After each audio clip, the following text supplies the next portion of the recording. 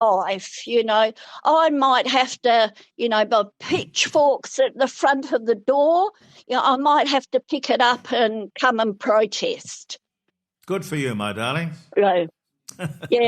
I love you dearly. Have a lovely weekend, all of you. Yeah, have a great weekend. Telephone number 049 65 68 60. Bonnie Tyler's gone to God. That was sad.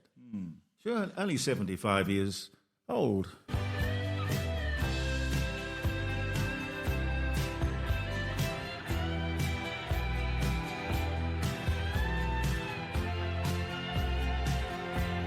It's a heartache. Wonderful voice.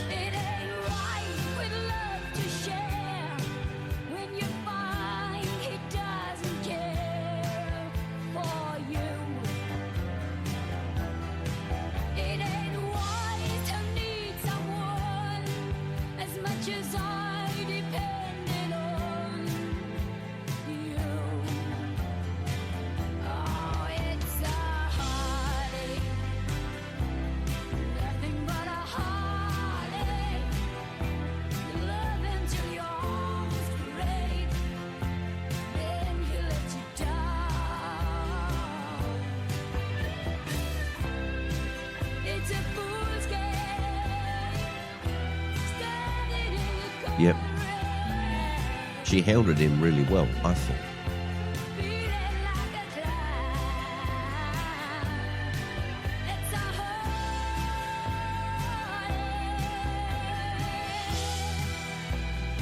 She went into hospital to have something done to her vocal cords, and she had a very nice voice. In Portugal, once more. Originally, but what they did made her a fortune. There's a slip of the knife. Same thing that Rod Stewart did. Oh well, it's not just a voice. No, it's a passport to greatness. Speaking of greatness, ladies and gentlemen, we've got Peter Goers on the line. Peter, how are you? Oh, Jeremy, how you doing? I'm alive and kicking. We just because you're an octogeranium. I thought I was a methylated spiritualist, but I'll go along with anything. I've never heard that before, methylated spiritualist. You can use that. Don't start drinking meths. It's not good, Jeremy. No. We wanted to ring and congratulate you for your latest part. Opening night was last night? I'm exhausted. Did you pull up well or not? Yes, I did. Look, it went very well, and we had a huge house at the Arts Theatre. It's booking extremely well, I'm happy to say. The Man Who Came to Dinner. Yes, and this is a lovely old. People remember the movie, I think, and various versions of it. But it's a lovely old play, a well-written play, as they say. The well-made play, and with a huge cast of 22. And it's going very well, I'm happy to say. But I've got an enormous part. I'm barely off stage for 2.5 hours, and it's the sort of King Lear of comedy. How do you remember all the lines? With great difficulty. I don't know how you do it. The last couple of months, I've either been rehearsing or having people help, getting the lines into my head. I've never been good at that, Jeremy. It's not been my gift. Well, you just walk around with the script and say it over and over again, or do you write it down? Yes. How do you commit it to memory? Well, you rehearse it with the script, and then eventually, the only way I can learn lines is if I have someone here sitting here feeding me, and eventually you get it. And mostly, I think I knew all my lines last night, but not always necessarily in the order in which they should come. So it's very wordy, clearly. Yes. Very wordy. But is it? I can't remember. I know I've seen the movie. I play a famous and very acerbic, egocentric radio star, and I've based it on you, Jeremy. Oh, God bless you. I'm so flattered.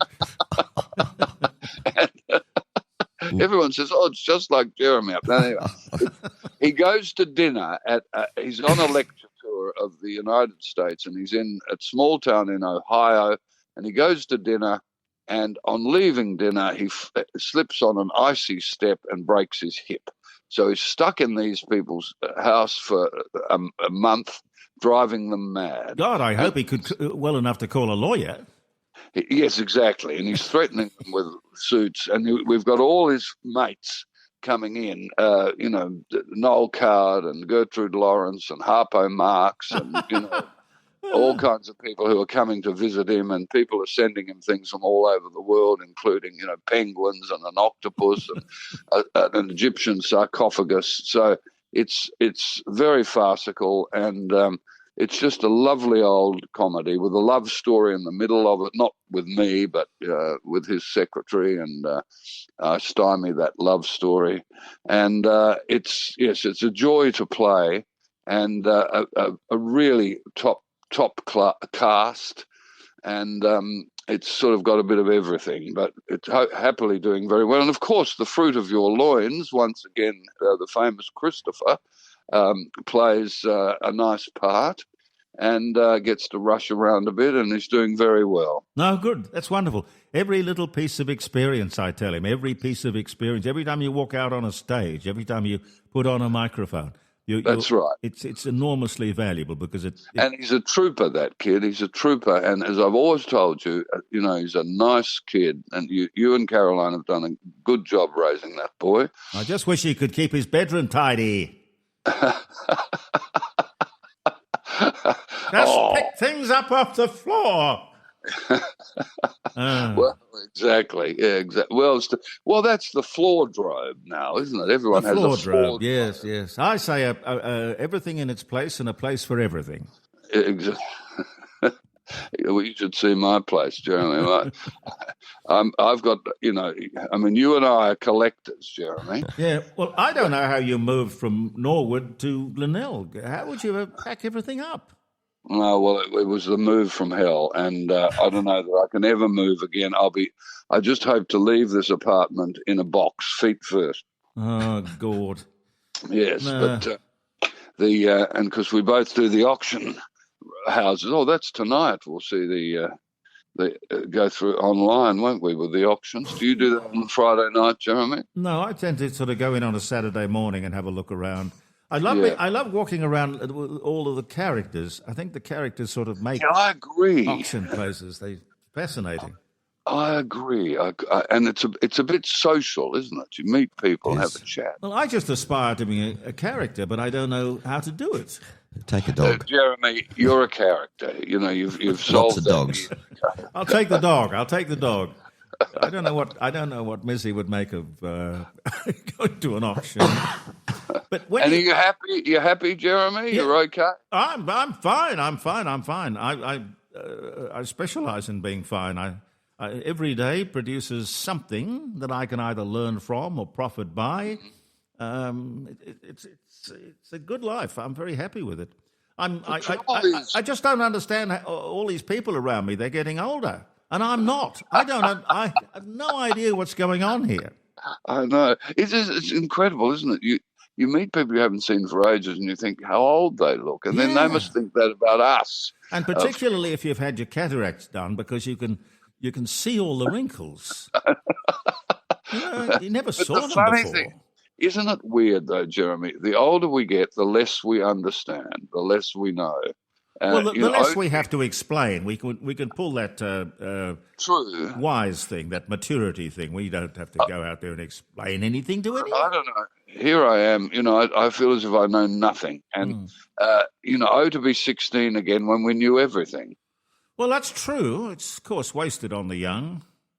Yes, it is. Absolutely wasted on the young. Hey, what did you think of the Prime Minister being asked, would he like to shag Kylie Minogue? What was her name? Kylie Minogue, yeah. It shows what a bogan he is, just to make that sort of comment. Yeah, but I wonder if anyone has asked Kylie who she'd like to shag. No, not him. Or maybe I think let's throw Bowen into the mix as well. Huh? I think his mistake was, I think, that whoever does that podcast has those regular questions. And I think he fell into a trap there. And I mean, the question was stupid of a prime minister. I mean, I blame the podcaster rather than him, I'm afraid. Yeah, but you could. You've got to think on your feet, and in a moment like that, I mean, you can get in. Words can kill.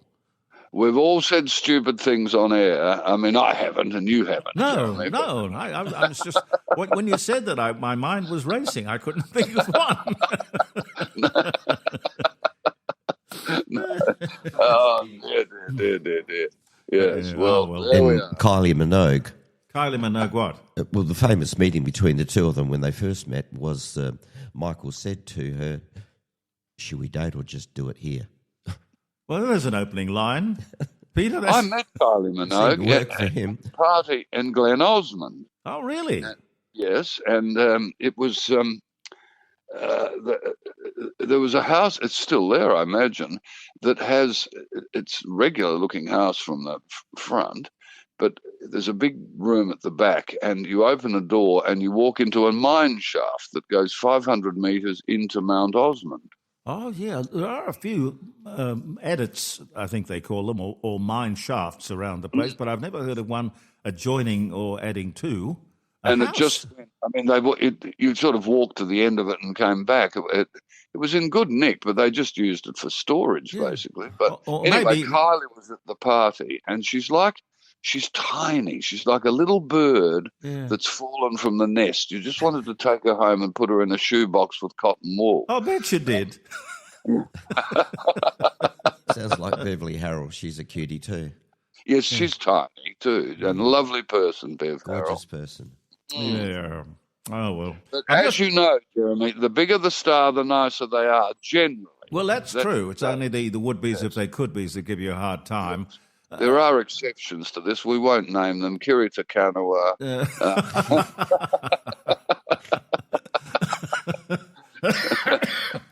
Some of them are just bloody full of themselves. My mind is racing to be a fly on the wall at the local council, the Burnside Council. And Well, that's the gift that keeps on giving, isn't it? but can you imagine trying to explain to the people who say yes or no to your plans, your house plans, that you're incorporating a mine shaft at the back of the house? God. There has to. If there wasn't a regulation preventing you from doing it then, there certainly is now. Speaking of appalling people in show business, Yes. one of the most difficult people in all of show business was Rex Harrison. Remember Rex Harrison? Oh, yes, I do. My Fair Lady. Yeah. And people who worked with him either disliked him or loathed him. Mm. He was appalling. Anyway, there was a story. He was doing My Fair Lady in the sort of last tour in the 80s. And it was an all-stops tour in America. And they get to somewhere, I don't know, Oshkosh, Wisconsin. And it's a rainy night. And there's a little old lady waiting at the stage door for an autograph. And Rex Harrison, the great man, comes out. And the little old lady says, "Oh, please, Mr. Harrison, I adore you. I'm your greatest fan. Can I have your autograph, please?" And he just pushes her aside. And she nearly falls backwards and manages to right herself. And she's so offended that she picks up her autograph book and she throws it at the back of his head. Right. A rare case of the fan hitting the shit. I'm going to interrupt. Oh, yes, what? I had dinner with Rex Harrison once in London. No, and I thought he you was had charming. dinner with Rex Harrison? Yes. Well, tell us more. Tell us more. Yes. Well, where was it? At the Savoy in London. Oh, of course it was. Of course it was. Of course it was. We were all there at the time. Was he rude? No, he was charming. Oh, well, look. Oh, Well, we're not going to spoil Peter's story with yes, that. but that's you, Carol. Who wouldn't be charming to you? Oh, dear, oh, dear. Except sometimes Jeremy. You know, one day I came and do your show and you weren't there. Oh, well, that's true. She does throw her skirt in the air quite often and sponsors out. I don't know. No, it was your fault, Jeremy. It was your fault. It's always my fault. It's always my fault. I don't fool anyone. Your wife is a joy. She's one of the loveliest people I have ever known. And you look after her, Jeremy. I certainly will. Yes. Now, the play goes for how long? How long's the season? We play this weekend, tonight, tomorrow afternoon, a matinee at 2, tomorrow night, a matinee on Sunday at 2. Then we play Thursday to Saturday next week with nightly shows and also a matinee. So there are 3 matinees, and the matinees are nearly booked out. Oh, wonderful. So that's good. So, yes, tickets are available at popular prices. Who's the director? Sue Wiley. Oh, I know that name. Yes, Sue Wiley. Yes. She was a country music star in her day with the Wiley West Band. And she's done a great job. And it's a fun show and a lovely old-fashioned comedy, and we can all do with a laugh, Absolutely. Jeremy. Now, in the old days, we would say, you can book at Bass. Is that still around? Or remember Allen's. Oh, Allen's, yes, of John course. Martin's. Allen's music, absolutely. Well, old David right. Jones. John Martin's had. I mean, you booked for the Beatles at John Martin's. They had a ticket Got in page. before me. Yeah. I sat outside there for 3 days to get a ticket. What, to the Beatles? The Beatle queue on North Terrace. God, I can't stand queuing. No, neither could I we, but we can't. wanted to see the Beatles. I have no patience. Time. No. No. I say, can't you see I'm tired? I'm going to the head of the queue. Well, people would be so shocked they would probably let you. Probably would. Anyway, the Arts Theatre, Angus Street, Adelaide. No, I better not read that phone number because I think it's yours. The man who came to dinner, and featuring me and the fruit of your loins, Christopher Cordeaux, in wonderful. an all-star cast. Good on him. Oh, fantastic. Keep him employed. Thanks, Peter. Take care of yourself. Thanks for having me on. All the best. Look after Caroline. I will. Bye. Goodbye.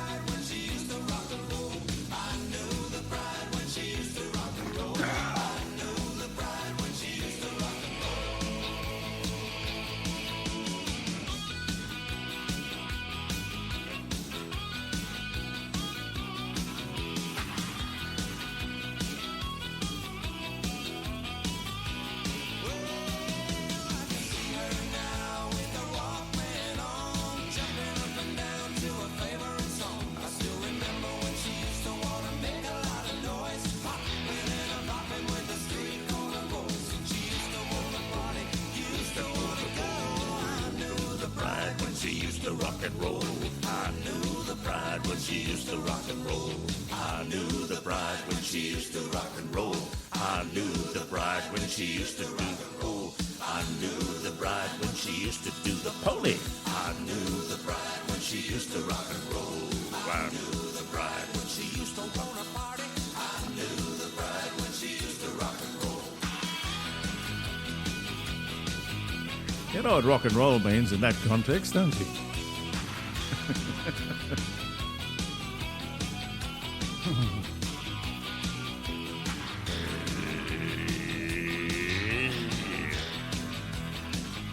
Now that's a good song.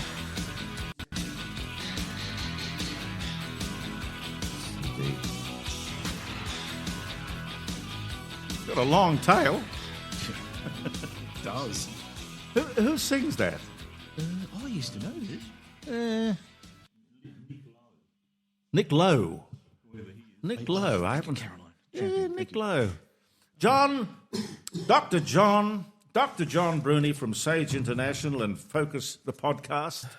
Or is it The Focus Podcast. the podcast? You had that all mangled up, didn't you? yeah. Not enough coffee, not enough coffee. No, it's Friday. Friday. It's been a long week. Has it been a good week for you? It's been a very productive week, but I'm starting to fade at the moment. And of course, it's school holidays, so I've got the double fade going on. Oh, yes. It's 2 children, 2 fades. 2 kids, Yes. yeah, that's right. Yeah. Narendra Modi. That was quite a thing last night. He can draw a crowd. He can pull a crowd, yeah. Yeah, no, he did it the first time that he met with Albo, and he's topped it again. So Look, we have a huge Indian diaspora here, and I can understand why he'd be a very popular guy. The thing that we have to remember about Narendra Modi is he's not the cuddly teddy bear that we'd like to think he is. He runs a very tight ship back home in India. Some people say that he's a bit of a religious fundamentalist, namely that he takes Hinduism to a more extreme place than most. And look, as far as his strategic autonomy goes in terms of how he's positioned India, I would say that it is a very clever strategy. It's something that the Indians, irrespective of where on the political divide you come from, they really do like the idea of India saying no to the big powers or saying yes to some and no to others. It gives them a sense of leverage on the international stage.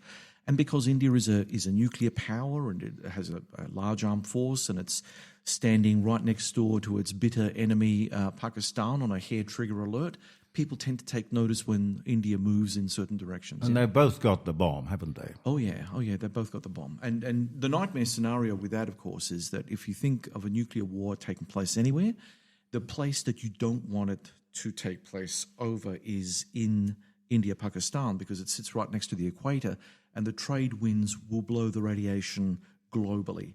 So, again, from our perspective, we tend to isolate ourselves. And when we think of India, we think of, we think of curry and all that kind of good stuff, maybe cricket.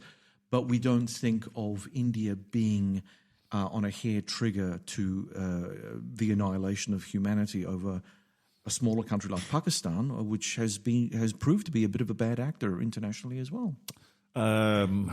You wouldn't want to... I was trying to remember, Indira Gandhi was assassinated by her Sikh bodyguard, so you'd be careful if you were into religion to any extent to make sure you picked your bodyguard very carefully. Well, yes, and the reason why that took place was that Indira Gandhi, let me see if I can dig back into my Indian history. Back in 1984, I think, there was a temple in Amritsar which was like a holy site for Sikhs, and they were claiming that they wanted independence from India, and of course they still do, don't they? Yeah.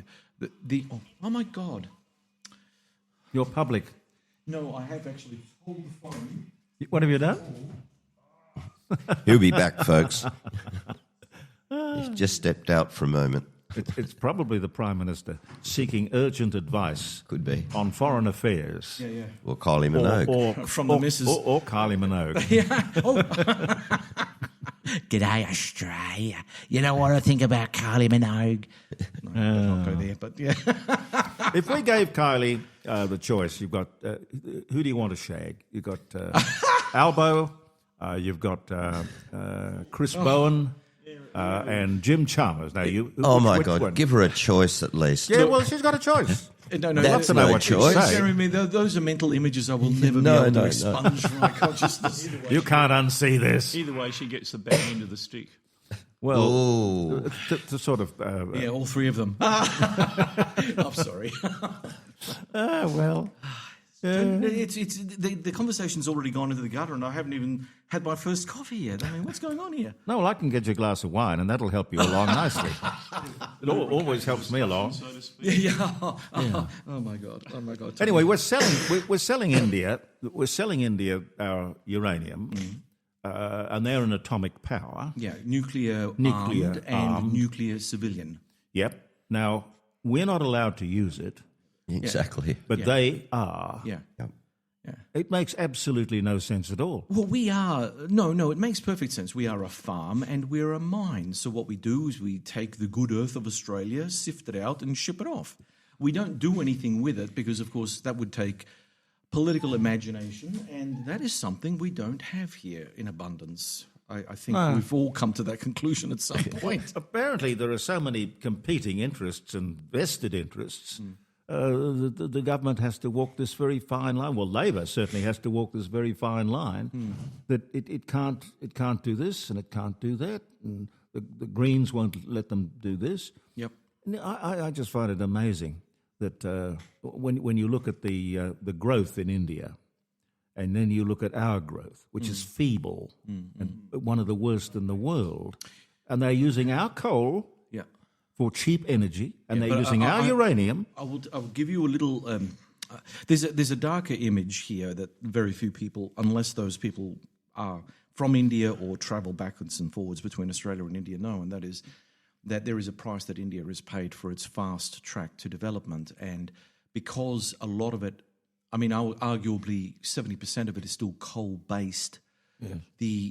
The pollution, the excessive pollution in places like New Delhi. I mean, honestly, there have been 2 places on this planet that I've gone to, and I've had lung infections, serious lung infections. Addis Ababa in Ethiopia, I had, I think, on the 5 times that I've been there, 3 lung infections because the pollution level was so high. And why did you keep going back? Yes, the person that I had married hails from there. Okay. I mean, it's a lovely place, don't get me wrong, and the culture is fantastic. It's just that the atmosphere takes a lot of getting used to. Yeah. And in New Delhi, again, you know, I mean, I saw so many wonderful things, and I thought, oh my God, the food is exceptional, everything is great, but I can't breathe the air. It was absolutely awful. In China, maybe it's changed now, but we took a whole bunch of listeners when I was at 2GB, so it would have been about 1989, something like that. We took about 30 people to China. This was only a matter of weeks after the Tiananmen Square massacre. Yeah. And that was on the list of things to see, the square. And you could see the bullet holes, where the bullets hit the bricks, because it's made of bricks. Yep. But the thing that struck me was you never saw the sky. It was just brown or grey. No sunshine. It was just light. It was daytime. But people just got used to it, I suppose. Well, I don't know how people can adapt to that kind of thing. I mean, I certainly couldn't. And it's just that it's so thick in the air. And you're breathing it. And you're breathing it in. And I remember, I mean, it was funny because the first couple of days that I was in New Delhi, it didn't affect me. You know, I was okay. I thought, no big deal, dirty air, no problem. It was on the 4th day. And I remember I was at a conference, a defense conference, and we were at a real swanky 6-star hotel just outside of New Delhi. And I don't know, I was sitting down preparing my notes, and I noticed that there was a funky smell coming out of the air conditioning duct. And then I got up and I moved, and that funky smell just kept on coming through. So at that point, my body just said, I can't stand this air anymore. It doesn't matter whether it comes filtered through or not. Your body's had enough. And then on the way to the airport, it was almost like, oh, God, I can't wait to get to the airport, because they had huge air-conditioned filters in the airport that sucked that stuff out.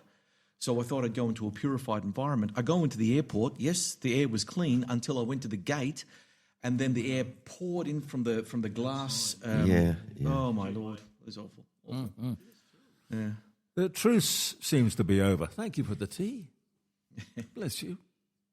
The truce seems to be well and truly over, although you can't read what Trump is actually saying or meaning when he says, they're scum. I don't trust them, they're liars. Are we talking about the Islamic Republic of Japan? No. Oh, sorry. Iran. That truce.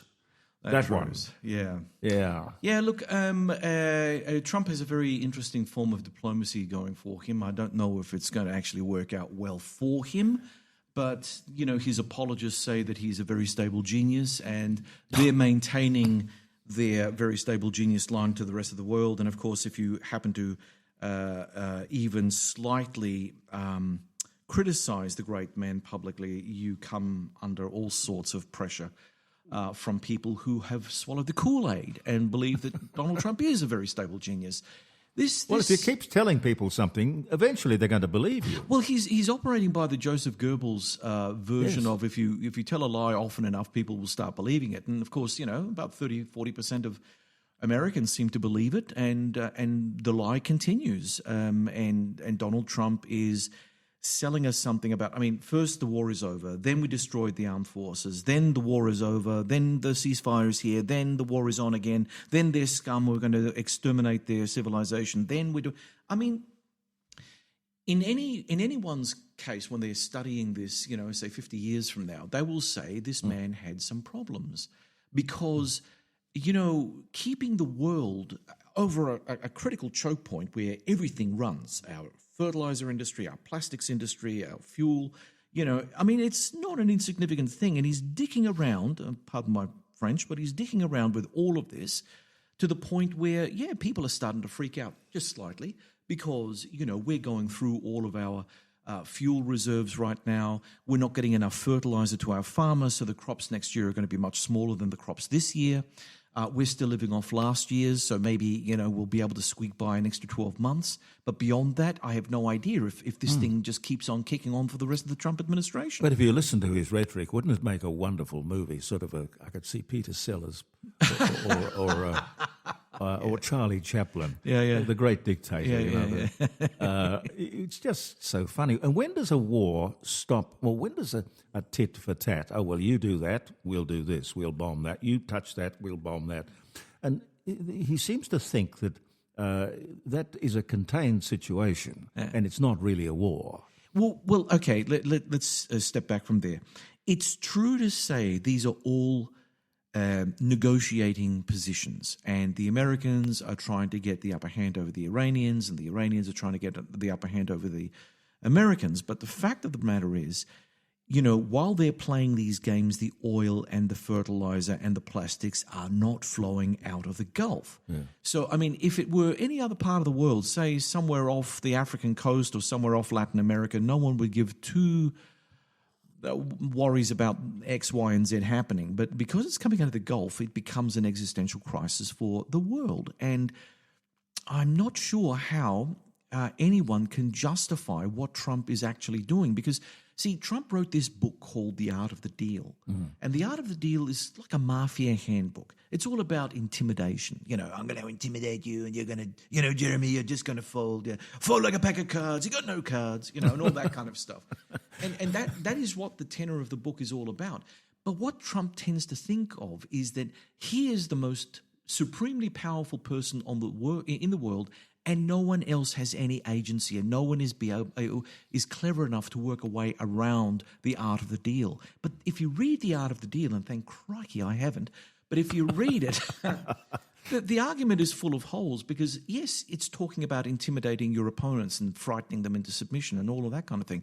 But it doesn't say what happens when your opponent is smarter than you and can intimidate you back. Because the only other option then is a proper war. Now, at the moment, yes, everyone's shooting at each other, but it's in order to try to get the upper hand in the negotiating process. It's not existential yet. Has the war ended? Well, no, because the blockades are still kind of semi in place, and a blockade by nature is an act of war. The shooting is still continuing, but not in a major sustained fashion. It's sort of on again and off again, depending on the mood of Donald Trump, or even the mood of the IRGC. Let's say they have a say in all of this, and if they see that they can muscle in on the action and try to trip Trump up, they will. How does this come to an end? Well, the problem with all of this is the diplomacy is effectively being run by the Americans and the Iranians, and it hasn't been successfully internationalized yet. You would think that the Gulf states would try through their back channels, or even more overtly, to bring the Iranians and the Americans together. The Pakistanis have done their bit, but they're limited in what they can achieve because there are too few people trying to negotiate an end to this. This is a global struggle. It does demand a global diplomatic response to put the shackles on both Trump and the IRGC. But if left to their own devices, Trump and the IRGC do not trust each other. That is never a good sign for a lasting peace. You need to build a sense of trust and mutual cooperation. Now, if you had a bunch of other countries holding everyone's feet to the fire, that's a different kettle of fish, but we're not seeing that yet. There are too few countries involved. Most of them have their own interests at stake. The Pakistanis want to, grease the wheel back into Washington's good graces. So they're running their own agenda. They're not running a global agenda here. The Qataris, for instance, they've taken a huge existential hit on their LNG processes.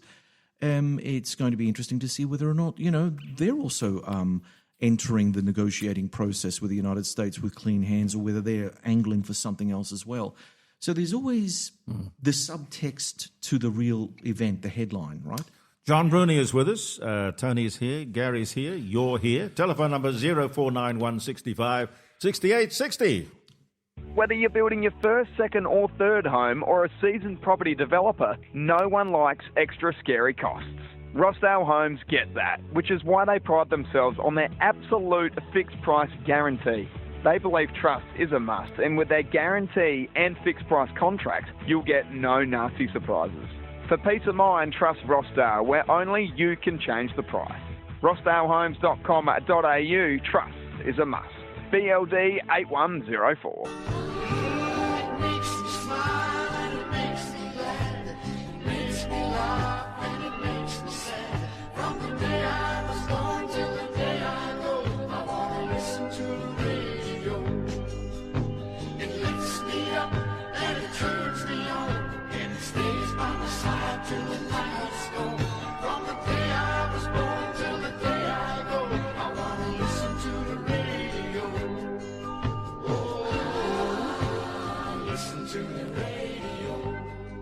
Listen to the radio, indeed. Now, what did you hand me, Caroline?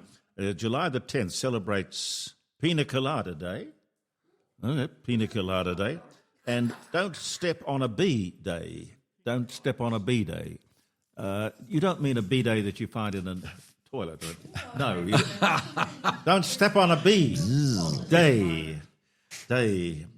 Welcome to day 191 of 365. Yeah. There are 174 days remaining in 2026. Have you really? Do you want to press it or will I? Yeah. That you like pina coladas, getting caught in the rain. It's your day, folks. And the feel of the ocean and the taste of champagne. If you like making love at midnight in the dunes on the Cape, you're the lady I've looked for. Come with me and escape. Oh, sorry. Well, I don't know. Who's had a pina colada? I haven't. What's it taste like? Many years ago. Very sweet. Sweet. Pineapple taste. Fruity sweet. Pineapple. But, you know, the tin syrupy, not the fresh pineapple type. It's very Southern Californian. Yeah. What's it made of? Pineapples and... Yeah. I all that stuff. Yeah. All that island. Don't fiddle with the knobs, Tony. It won't stop. All right, back to Iran. This whole thing was about not letting them have the bomb. No, it wasn't. Wasn't it? No. That's what Trump tells you. Yeah. But in actual fact, if it was all about that, we would see boots on the ground going after the so-called nuclear dust. You know, we've got to get that nuclear dust out of the country. Well, you're not going to get that with an uncooperative regime sitting in Tehran. You get that if you go in with boots on the ground. So this was about containing the threat that Iran posed to Israel. That's what the war was about. It was not about anything else. Don't believe the BS coming out of the White House. Because really, if it was all about the nuclear dust, that would have been a different war entirely. They're using that as an excuse because it's politically saleable. If you say that it's about the nuclear dust, then people say, oh, well, yeah, we can't have the Iranians have the bomb. Because, of course, as Donald Trump keeps on saying, they're going to use it, They're not going to ever use it. You know, we did studies back, in the early noughties where, you know, we were wondering whether the Iranian regime would be so unhinged as to pass on nuclear material to Hezbollah, right? Now, there were people in D.C. from the Beltway, 6-7-figure salary type people from Harvard and so on, making these papers and these with no evidence whatsoever, saying, oh, no, the Iranian mullahs are so unhinged and so dangerous and so crazy, they will actually hand over operational nuclear weapons, if they ever got them, to Hezbollah, which is a non-state actor. Yeah. And anyone with a bit of common sense would sit back and say, well, how would this actually work? They could make a dirty bomb, though, couldn't they? Well, what, Iran or Hezbollah? Well, they could make a dirty bomb. Anyone can make a dirty bomb, but the question is that they've had all this time to make the dirty bomb. Where is it? Where is it? I mean, you can raid a hospital, get some cesium, cobble together a missile with or a rocket with a warhead filled with cesium. That's your dirty bomb. I mean, it doesn't take a great scientist to work this kind of thing out. Yeah. But of course, that would be a weapon of terror. It's not a weapon of mass destruction, because when the rocket lands in northern Israel, it would only expose maybe a couple of villages to something, and that's terrible in and of itself. But it's not the same thing as World War III, because see, when we think of nuclear weapons, we always think of the worst possible outcome, which is World War III. We never think about the little things that can go wrong, the small things that can happen. But getting back to the idea of Iran passing on actual operational nuclear weapons, if they had ever created a nuclear weapon, that would be almost like if you had like a kid, a toddler bully on the playpen, and you said, son, I know that you're having some problems on the playpen. Here, have a sledgehammer and go your hardest. The little kid will smash everything to pieces, not just the threat that you think is the threat that needs to be attacked. So again, you never hand over sensitive nuclear operational material to a non-state actor that you can't fully trust. Because again, not many people get this, and of course the media doesn't say it. There is a significant difference between Hezbollah and Iran. Hezbollah are Arab and Shia. Yes. Iran are Persian and Shia. Now, that may mean nothing to anyone because we just think, they're Shia, they're all the same. No, they're not. Culturally, the people from Hezbollah, in spite of their connections with Iran, are Lebanon first. They are ensconced in Beirut. They are a Lebanese political party, whether you like them or not. Their idea of the world is based on their position within southern Lebanon and their position vis-a-vis Israel. And whatever their connection with is to Iran, and whatever Iran's connection is back into Hezbollah, is completely opportunistic. It's really opportunistic, because if push ever came to shove, would a Persian society sacrifice themselves for the good of a non-state actor, a political party, I don't know, about 1,500 kilometres away from them, that are Arab? Yeah, but they have been supplying them with all sorts of support, rockets. Sure. But basically, when Hezbollah gets those rockets and those weapons, they march to their own beat. They're not being given spoon-fed commands. And here's a typical example of where... But wouldn't the mullahs be saying, just as long here they are, you point them at Israel and fire them off? Yeah. It's only because both the mullahs and Hezbollah have a similar enemy in Israel, but the enemies are seen differently from Tehran and from Beirut, or southern Beirut.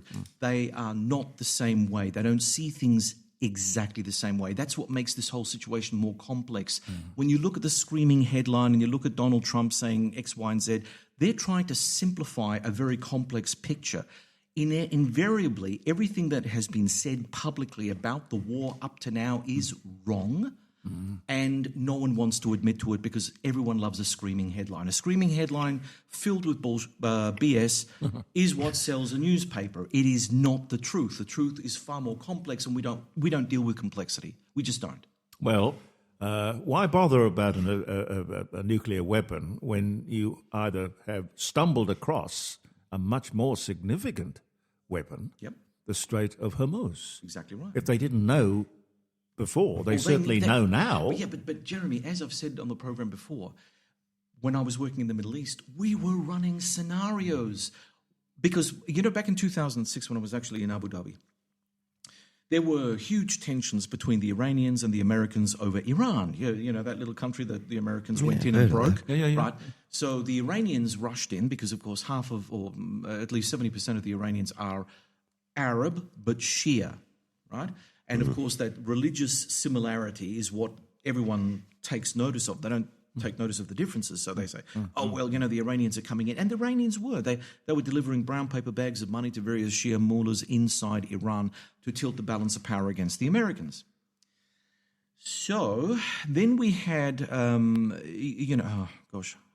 Then we had the problem was with the Iranians. What would they possibly do to protect their Iraqi assets if the Americans were to go hard, or if the Americans overstepped and were to go against the Iranians completely? Yeah. The only thing that we came up with was there's the Strait of Hormuz, they have enough military equipment, the IRGC alone could capture that area. Yeah. That was the truth back then. It was the truth back now. And just to put the point forward, we were very privileged in terms of being able to work with some of the Americans who were based in the UAE at the time.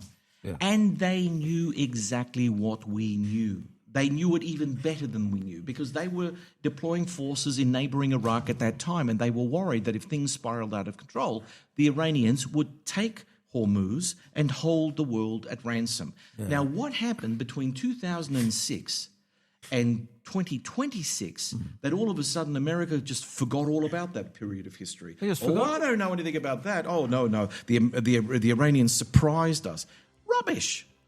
Well, threats and opportunities, you'd be looking at those all the time, wouldn't you? Well, yes, you would. And the thing is that Donald Trump has now politicized the Pentagon. He's politicized everything around him, the judiciary, the whole lot, the whole box and dice. So in actual fact, whatever Trump wants, he gets, and that's it. Dr. John Bruni's here. Can you stay a while? A little bit. Okay.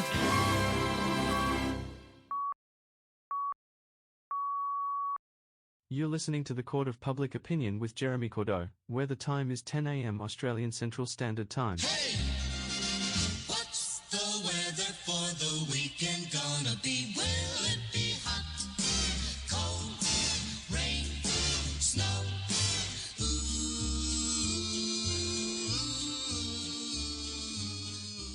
And the weather today in Adelaide, it will be a partly cloudy day. You may not find us on your TV, because in case you did not know, we're being brought to you on. Brought to you on. Brought to you by RADI.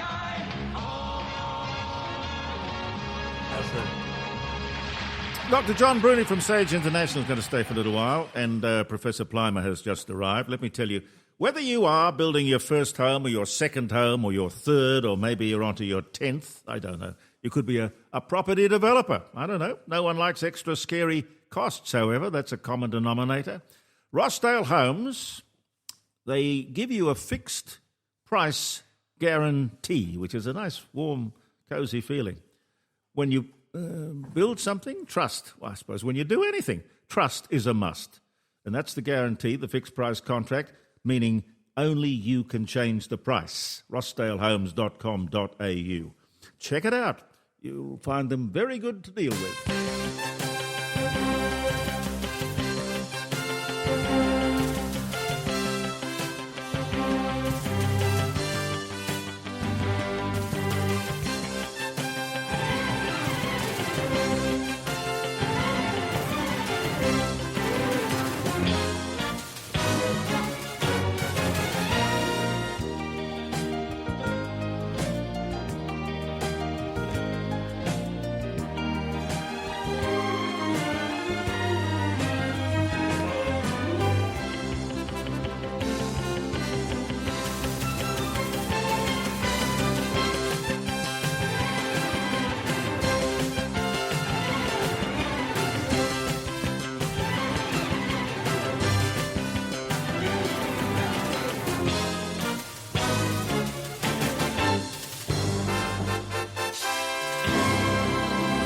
Speaking of houses, if you're going to buy a house or you're selling a house, you'll be very interested in this guy.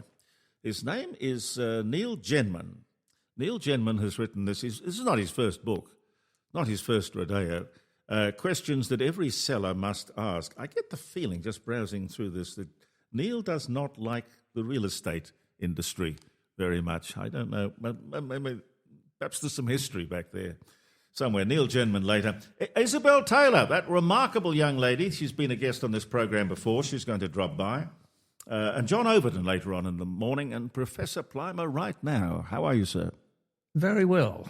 I did a podcast with Isabella earlier in the week, I think. Oh, wonderful. And I tell you what, it does give me hope for the future when you see bright young people like that who actually ask questions.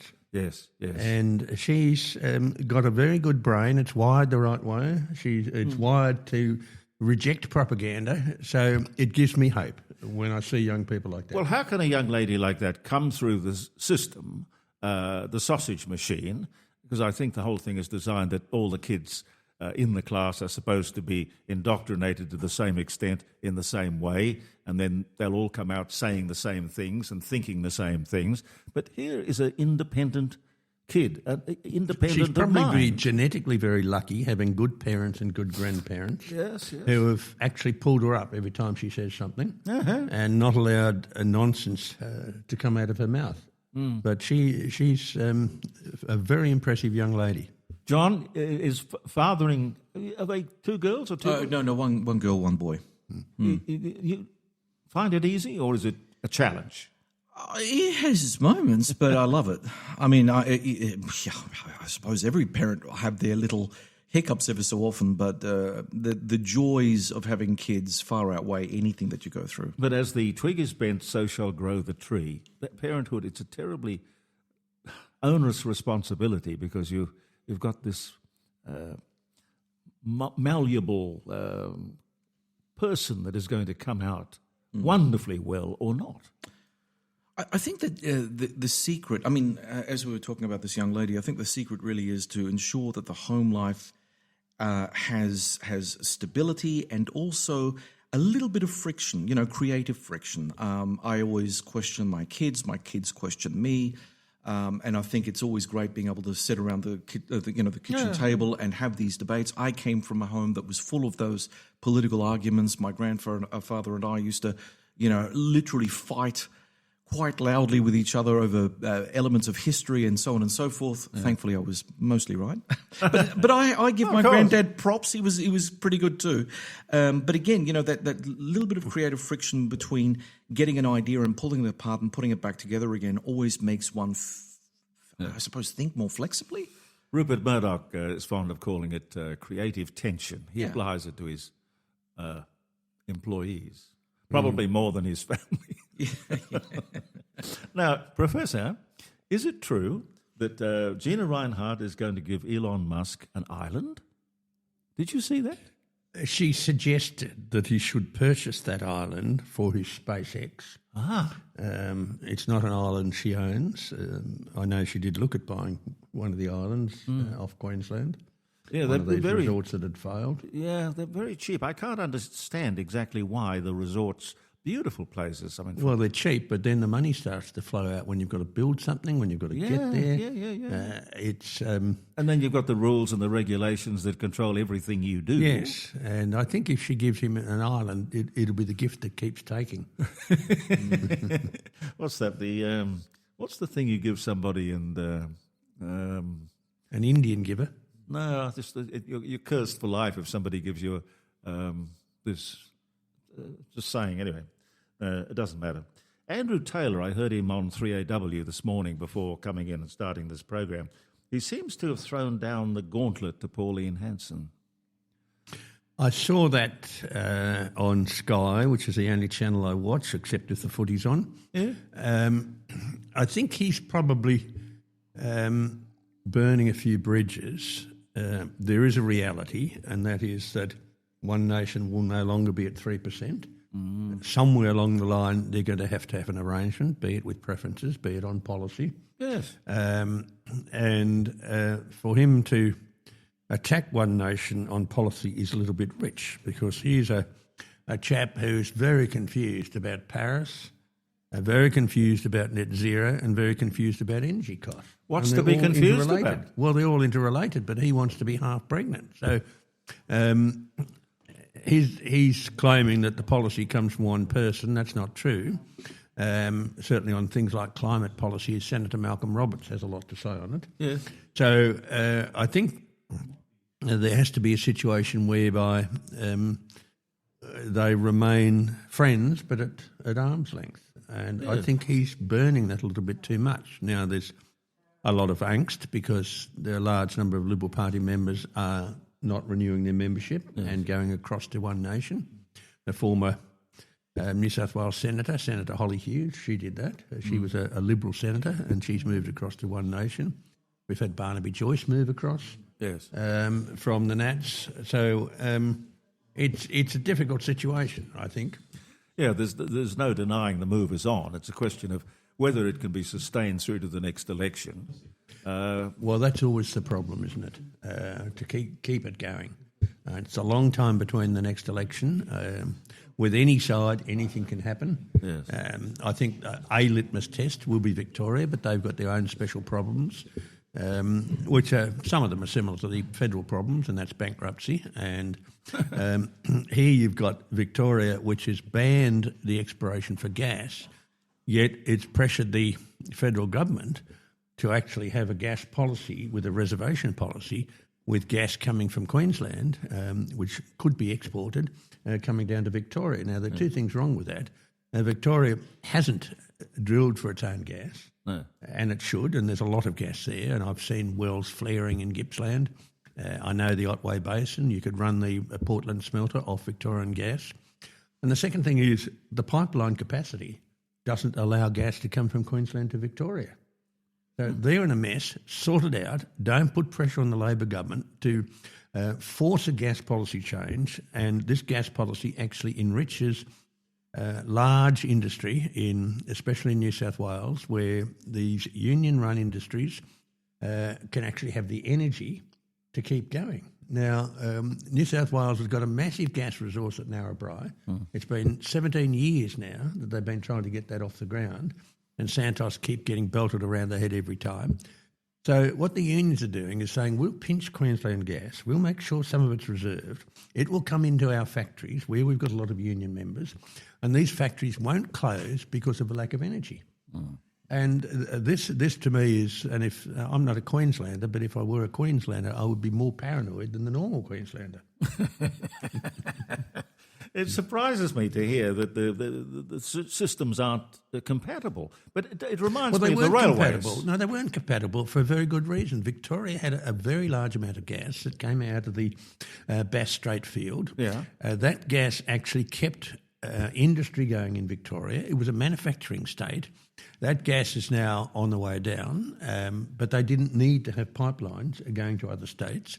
And they actually insisted that people have gas-fired stoves in the kitchen and gas heating. Yeah. I know when I lived in Melbourne, I've been punished and lived there 4 times, I know that we had to have gas heating. Yeah. You couldn't have any other sort of heating. That's because there's an abundance of gas. Now, every petajoule of gas you use, you have to replace it. Now, Victoria didn't do it.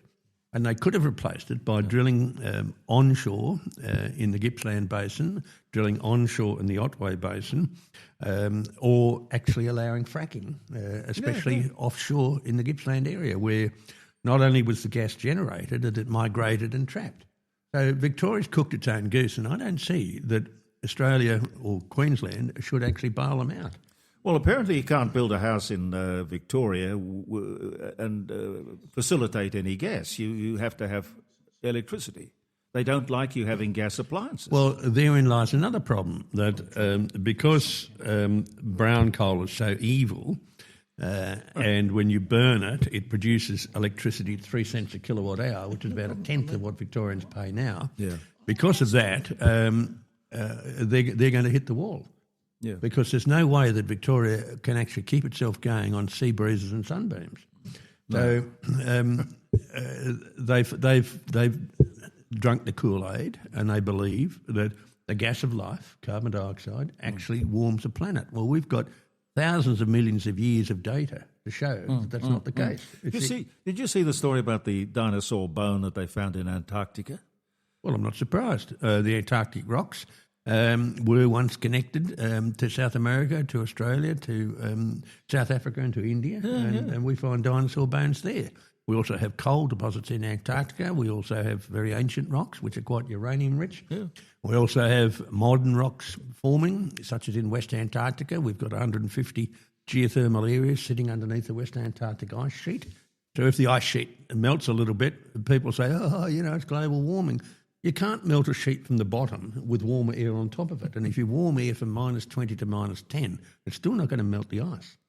And underneath, when we have geothermal activity and volcanic activity, as we see on Iceland, we get a melting of the ice sheet. Now, we find the same in Greenland. In Greenland, we've got an ice sheet that does melt at times, and that's because the ice sheet sits on rocks which are quite radioactive. And when you have a radioactive breakdown of potassium, uranium and thorium, you not only create new elements and give out radioactive particles, but you actually give out heat.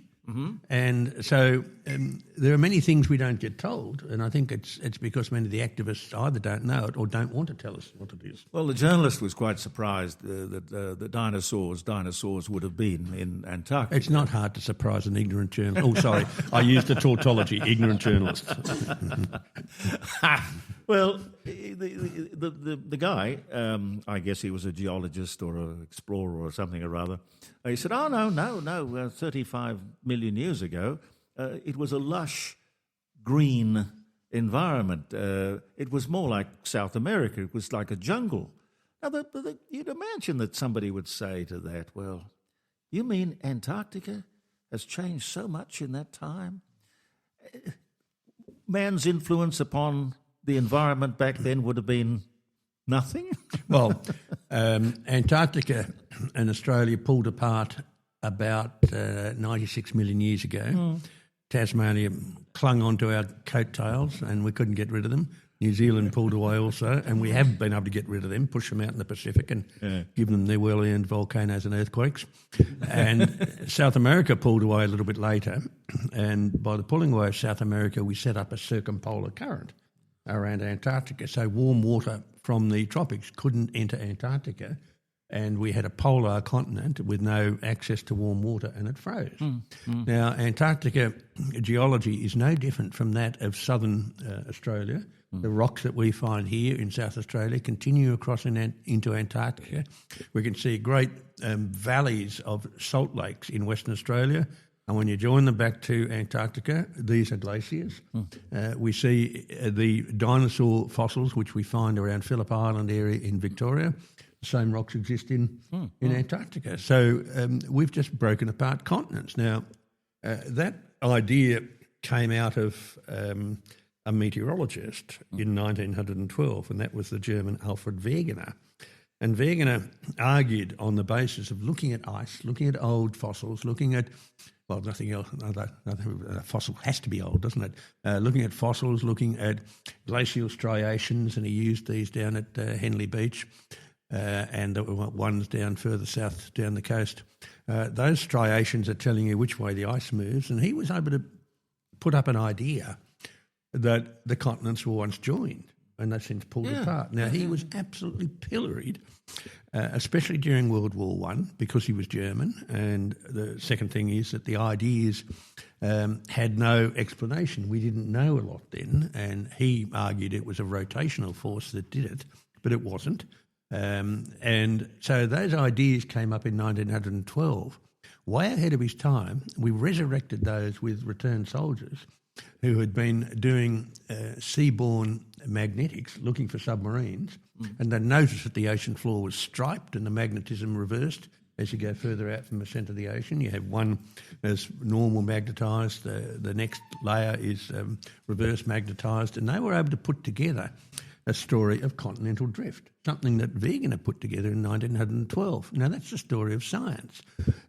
You find that many lone warriors, many sceptics, are those who are pushed out on the ice, and Wegener died on the ice in Greenland, but pushed out on the ice and left there for decades, and then the idea is resurrected with new data or new thinking.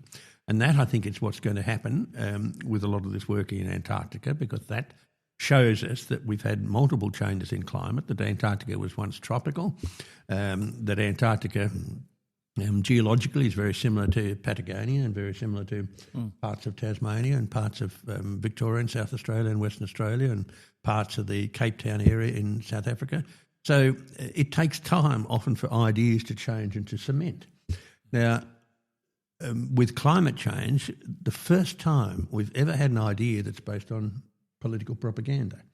Scientific ideas are based on fads and fashions and often fools, and these are cliques of scientists. You've only got to go to a conference and see there's that group there that are following that idea, there's this group here that are following that idea, and they compete, they pillory each other. That's the way science works. But we've never had science in the past deal with an idea for which there is no evidence, and secondly, for which the politics have been involved. Yeah, we've never had it with nuclear science. We've never had it with anything. But there's real evidence that the world is changing, has always changed. Well, always changed. I would be incredibly worried about the future of this planet if it didn't change. It is a dynamic planet, and the dynamic side of the planet is driven by the planet cooling down, and it's been cooling down for 4,500 million years. I will be worried in about 5 billion years' time because it'll stop cooling down. Well, we don't have much to worry about. Well, some of us might be there. You never know. But I will be worried if this planet didn't change. Now, we've had different atmospheres in the planet. The first atmosphere was rich in hydrogen and helium. It didn't last very long. The second atmosphere, which was for the bulk of time, was a carbon dioxide-rich atmosphere, thousands of times richer than today's atmosphere. And that atmosphere existed until about 500 million years ago, when we had critters that started to pull carbon dioxide out of the atmosphere and put them into shells and limestone and into life. And we ended up with our third atmosphere, which is an oxygen-bearing atmosphere. And we are evolving, and you can see it with the decrease in carbon dioxide over the last 500 million years. We are dangerously low, and we are evolving into our fourth atmosphere, which will be a nitrogen-rich atmosphere, and basically only bacterial life will survive. So these changes are quite normal. Yeah. There's a sorry, Jeremy, if you don't mind. Interesting. I've heard from a colleague of mine quite some time ago. The explanation for global warming may be because of volcanism under, say, the Arctic Sea. So the upwelling of hot water has melted the ice, and so therefore you've got a thinning of the ice cap. You also have very unusual weather patterns starting to circulate in Europe, and apparently, according to the meteorologists, we have this super El Nino, which is going to make its presence felt this coming summer. What do you account for these sorts of changes from a geological perspective? I mean, we know what the meteorologists say, but what do you say? Well, the first thing is you have high-quality friends because they are on the money.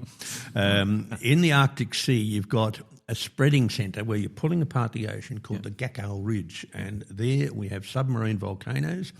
These submarine volcanoes are putting a huge amount of heat into the atmosphere.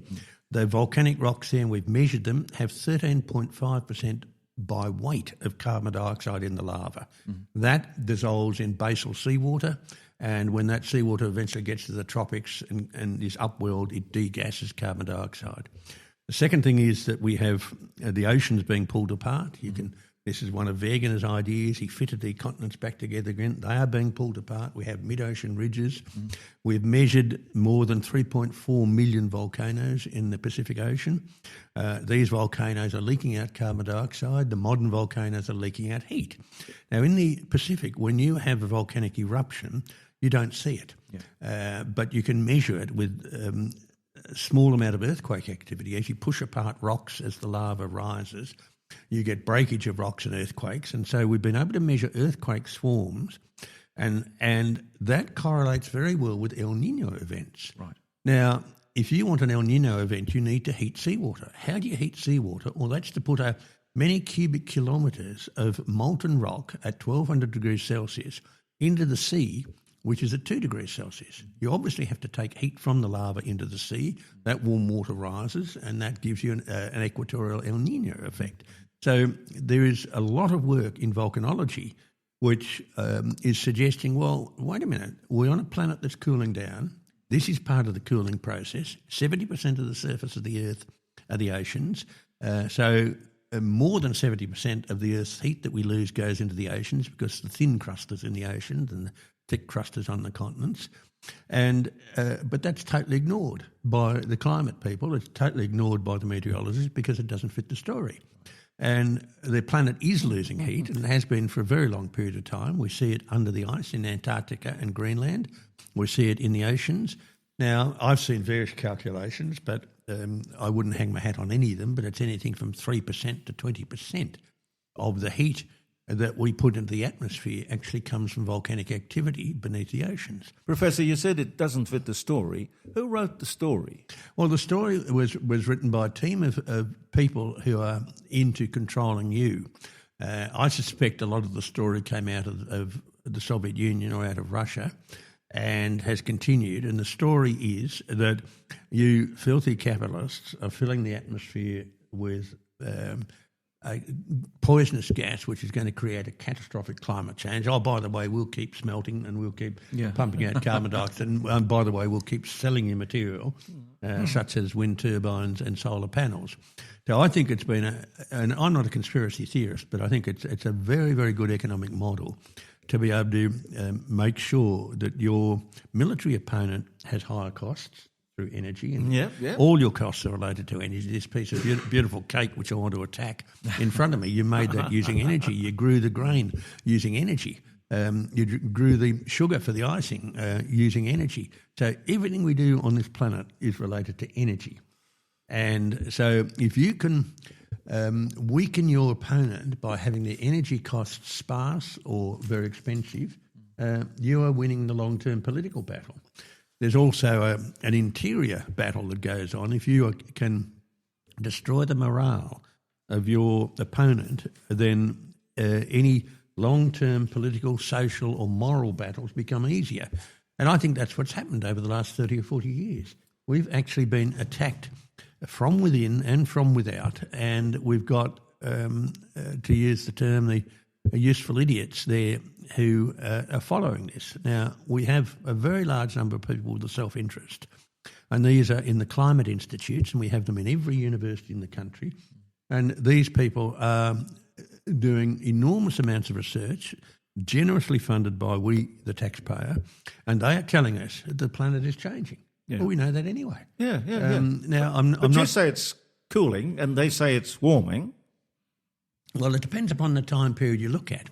If you look at the last 30 years, the planet has been warming. If you look at the last 4,000 years, the planet is cooling.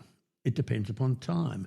So if someone says, oh, this is the hottest summer ever, you've got to say, when? Yeah. So it's wide open to manipulation. Of course it is, because it was much hotter in medieval times. It was 5 degrees warmer than now. It was about 4 degrees warmer than now in the times of Jesus. It was about 4 degrees warmer in Minoan times, and between those we had times which were much colder. Yeah. And they were given the unusual names of the Little Ice Age because it was cold. There was a fellow called Robert Lacey.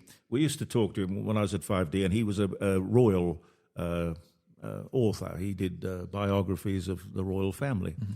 And he had an interest in these matters. And he wrote a book. Caroline, you remember Robert Lacey's book? What was it called? The World 1,000 Years Ago or something? Where he described... The year 1000. Well, that's the time you would the year 1000. Yeah. And he said that they were growing pineapples in England. Yes. And Australia was a rainforest. Oh, Australia was a rainforest. Well, we have very good evidence for that. We have it from history. We have it from the harvests of grain. In that time in Europe, we had 2 grain harvests a year, and there was so much wealth generated that we spent that wealth building our great institutions like the monasteries and cathedrals and universities and magnificent churches. We have very good records. That was a warm period of time. Earlier than that, it was the Dark Ages when it was cold. Then we had the Roman times when it was warm. And we know that. The Romans kept very good records of their salt harvests, their grain harvests, and they were growing grapes up in northern England, in Yorkshire. Well, England does grow grapes, and they try to make wine, but you wouldn't feed it to a dying donkey. And they grew olives as far up the Rhine River as Bonn. It was much warmer, and we see it from the clothing they wore. Well, what's going on in Europe now with this? They keep on saying this is the hottest day that we've ever had. It's 40 degrees or 41 degrees. It's a fairly warm day by Adelaide standards if we've got middle of summer or something. How would you pacify the people who are getting all hot and bothered? I would say look at history. Go back and look in the medieval warming. There were periods of time when it was warmer than that. Go back and look at the proxies to give you the warmth in Greek and Roman times. It was much warmer than that. Go back in archaeological times, say 10,000 years. just after the Younger Dryas. We had which was from 12,500 to 11,700 years ago. We had a warming period, and that warming, we had a 15 degrees Celsius temperature rise in 10 years. So if you want to worry about warming, you can't look at the temperature you measure today. You've got to look at that over time and see where it fits into the cycles. And we have cycles of warming and cycles of cooling, and most of them are related to how far we are away from the sun and how much energy the sun's putting out, which is variable. There are other factors, where the continents lie and what's happening in the galaxy. So you can't just look at a number alone and say, oh, my God, we'll all fry and die. Now, Europe's problem is that, and I've lived in Munich. It's very cold in Munich. The houses there are built to handle the cold, and they are not built to handle warm days. You have smaller windows. You can't get much air circulation. There's no such thing as an air conditioner. No. All you need to do is to go down to the Isar River and strip off and have a swim, because it's warm, unseasonably warm, except it's summer when you get these spikes of warmth. Now, we've seen that even through the Little Ice Age. We had periods when it was very warm for short periods of time. So making a statement like that shows that you have no knowledge of history and you just don't know how science works. Isabella Taylor has arrived. Isabella, and you brought your whole family. Yes, I brought my mum and my grandparents. A lot of them are fans of your work, and people around the dining room table stay, so I thought they could come and have a listen. That's wonderful. Everyone's welcome, and there's lots of cake and biscuits and everything. But and I did a podcast a week ago. What was the podcast about? Ask the podcaster. He interviewed me. Yes, so a couple of days ago, I think it was, I interviewed Professor Plimer on his views on climate change, which he's very eloquently laid out for you today, and what's happening in the world right now, and even some other areas like the data centres being introduced in Australia, and his thoughts on that, to take that to the audience on social media and YouTube. Was this your Inspired By series? Yes, yeah. Yeah. Such an impressive young lady. How old are you now? Because we the first time you came on this show, I think you were 14? Or maybe younger. I think I was 8, but I'm not 8. sure. I know I interviewed you around that time. I'm 14 now, though, yes. So you're 14 now? Mm-hmm. Well, you're very grown up for 14. Oh, thank you. Your mother and father are going to have to lock you up fairly soon, I would imagine. But in talking about education and where the kids of today are going and who's taking them there and what's going to be there when they get there, you seem to have broken the mould. You've come through the system, very intelligent, open-minded, clever. How do you get on at school? Do they like this sort of individuality? I don't think any large group of people likes a form of individuality, because sometimes it's hard for them to grasp and how to accept that when it's not probably more normal to be the cookie cutter sort of design of child. Yeah. But I definitely just want to put this out there, that if the best thing you can do for your kids is when you go to school, you have the standard curriculum, and compared to, say, from 50 years ago today, that has been incredibly, in blatant words, dumbed down to standard forms of education. You can kind of see this because when I was in primary school, we had grouped classes where, there'd be the smarter group of kids, there was an average class, and there was a class for kids who were struggling. And that worked well for every single student because you were working with kids at your level and teachers that could support you. And then as soon as you get to high school, you get put into classes where you're with groups of people from all walks of life, and that's great. It's a great social experience. But my biggest tip for parents is if you want your child to get ahead in maths or science, you have to do things outside of school to help further that education. And just if your kids are passionate about something, don't block it, because 50 years ago it was considered, dangerous to enter a career in the arts. But now with the way AI is going, if your kid has a spark for that, that might just be what makes them something that's not replaceable in the future. So if we can have the lack of fear to put ourselves out there, and that's what I try and do with the project, it can be something that makes our future a lot more interesting and less replaceable. How many interviews have you done now over the years? If I just say a rough number, about 40. Yeah, right. And it's changed a lot, and that's just with the way the audience is growing and the way the world is going. We used to religiously put 26-minute episodes out onto YouTube and Channel 41 in Melbourne and Channel 41 in Adelaide and Channel 31 in Melbourne. But as we've watched over time, people's attention spans have gotten shorter, so we're starting to put more of our energy into short bursts of the interviews onto social media. And we're finding that it's a very new market. It's very difficult to navigate, but it's turning out to being more successful. But you can do a lot to shape it. It's very malleable at the moment. It's growing, and nobody quite knows exactly what he or she is doing. It's a living, evolving thing, this social media. People are frightened of it, or people love it. People are addicted to it. It's a very interesting moment in communications. What was that one you sent me the other day? You were standing up there. It looked like you were in a competition. Oh, I was at the national final for the Legacy Junior Public Speaking Award last November, where I came second, which was a fantastic experience. And I know you didn't come first.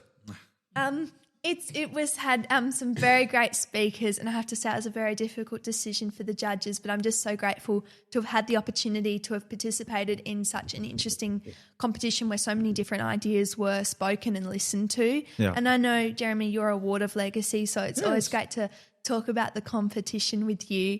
But this year, more recently, I helped MC the first round of it with the lovely Suzanne Moorhead, who's from Legacy. She helps host these events, and it's so great for young people to have this opportunity to develop these public speaking skills, and I'm going to be doing that again with the state final this August. Do you pick a topic?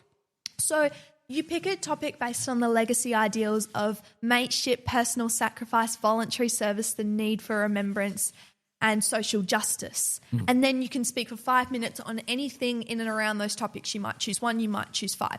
But the real determiner for these sorts of competitions is the impromptu speech, and you only get 5 minutes to prepare for that, and you only find out the topic 5 minutes before. And then you have to talk for 2 minutes about that topic that you've only had 5 minutes to prepare for. And what's your technique? How do you handle it? Read the headlines, read the newspapers, because the more individual and fresh your ideas can be, and how you can develop your individual thought. Most people, you get the topic social media. The first 5 people are going to go up there and they're going to talk about kids are destroyed by these addicting algorithms. And we've heard that. It's been cookie-cutted into everybody's brain from social media, the news, the newspapers.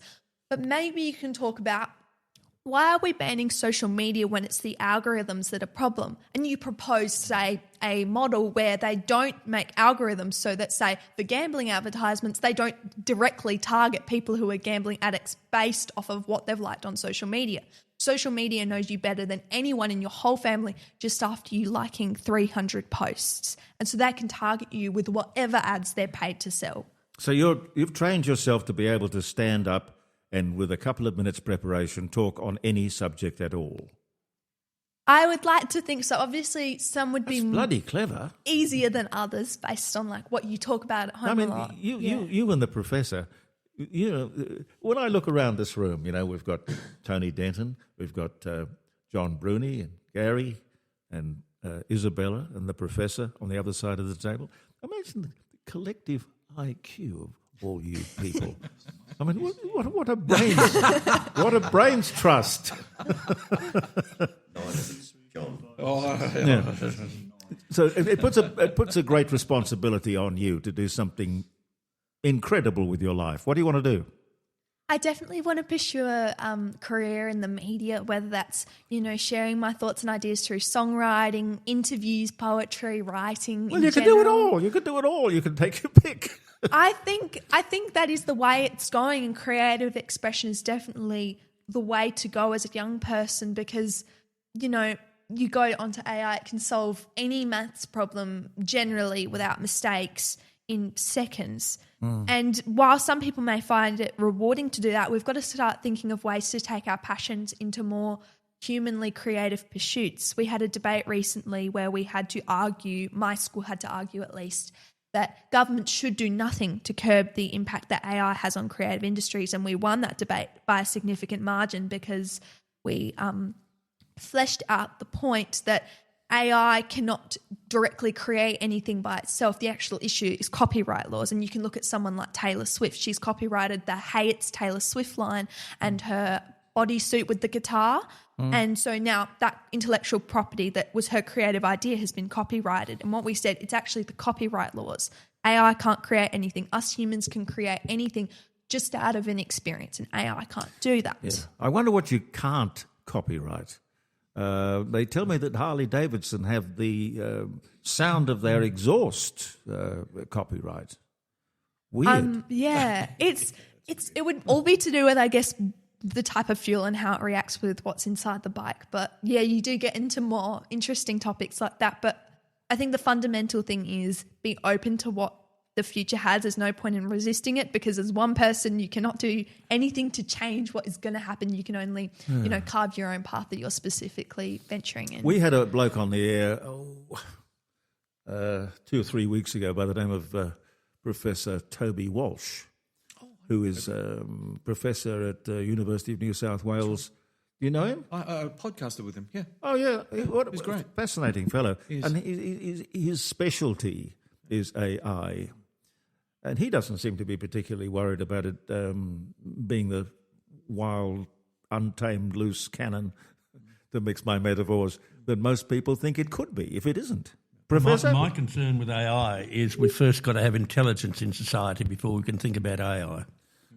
Well, how we do that seems like a larger task.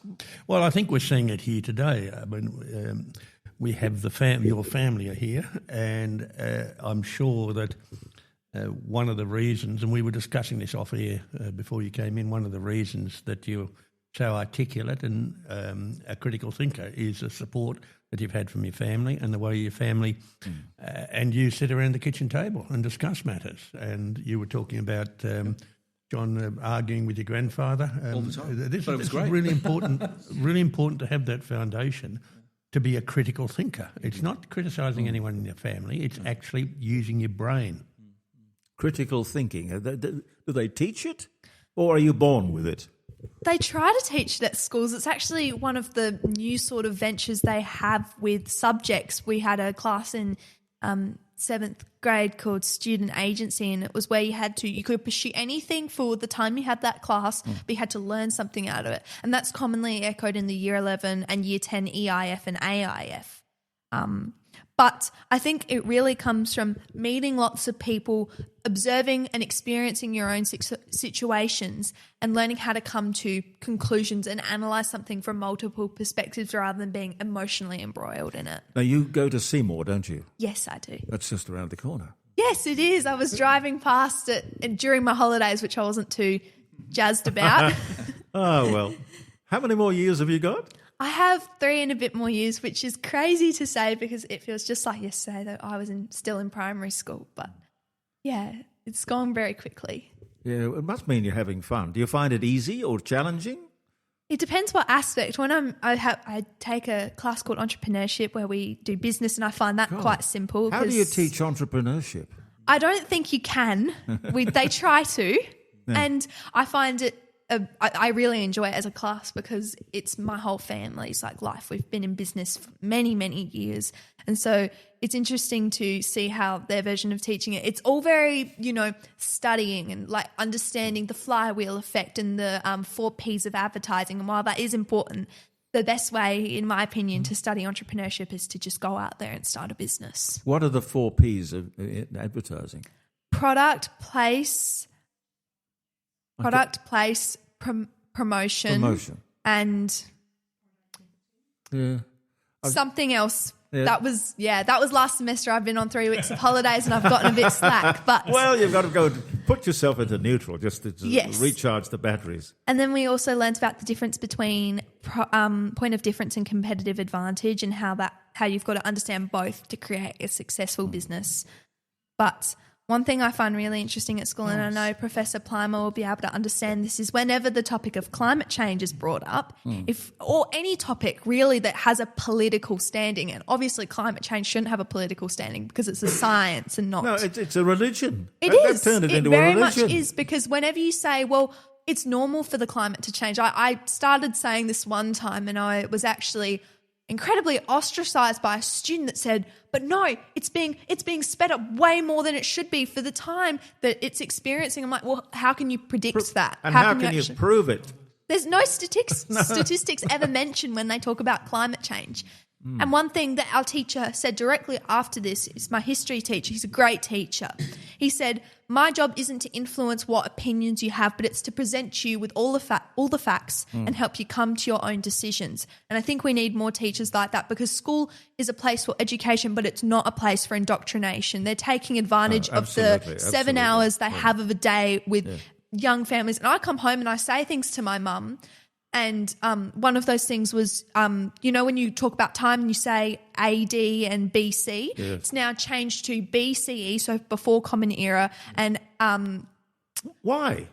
Because not everyone's religious, and why is it fair to talk about time if it's religiously based? And I come home and I fully try and justify this to my mum. Now, you go to a private school. Yes. Private school is better?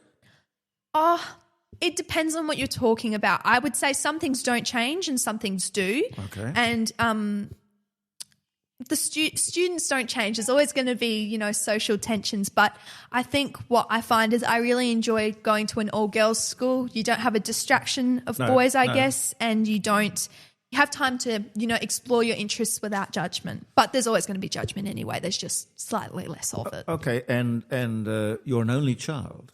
Yes. Do you think that makes a difference? Yes. I think it does, but I think, Does that mean you're precocious, John? Just going on my background, I have to say I used to love engaging with other adults. I'm sure you find the same thing. Yeah, well, you grow up. Your own peer group is a little alien from you, but the people who are older than you, your parents' age, your grandparents' age, you enjoy interacting with. I mean, that's been my journey for my whole life. I enjoy the company of older people.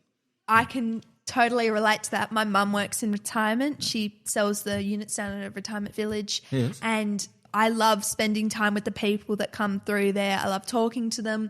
And I don't find it's almost like a language barrier. We both speak English, but you never see older people and younger people talking together. And I think one of the things about being an only child is I've been raised in an environment where I've been talking to primarily people over 30, and it's been one of the best experiences. And even with the Inspired by TV show and podcast, being able to talk to people like Professor Plimer has been so enlightening for me, and I don't think that I would be the same person without those experiences.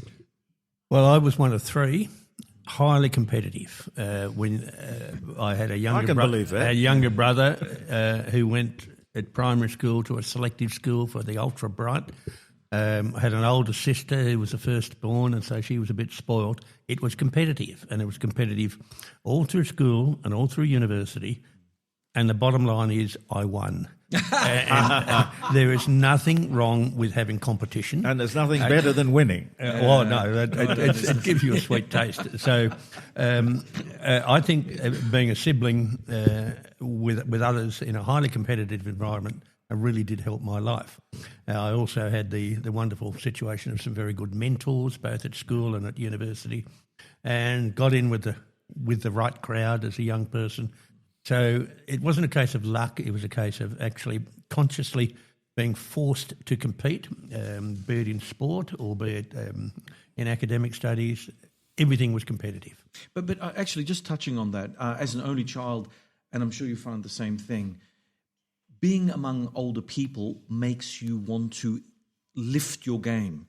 You're never like, oh, well, I'm just watching some fluff on TV and talking about weird stuff. You know, like to your peers, you're engaging more mature people, which forces you into a more mature form of speech and a more mature form of engagement, which I think is the thing that, not without, dissing the competition, the interfamily competition, but I think that it's a sort of competition in a sense, because if you're the only young person in the room and you can hold your own against far older, smarter people who have lived their life, that's a talent in itself, and it is also driven by a sense of competition because you want to be like them. Why don't you guys all get together and write a wonderful book on how to bring up children and how From the perspectives of all a generations. formula? Yeah, well, something nice and simple and straightforward that we ordinary people can follow. Yeah, that's right. 3 generations this year. Yep. By the way, at your school, did they do this silly welcome to country and have 3 flags and all that crap? Yes. I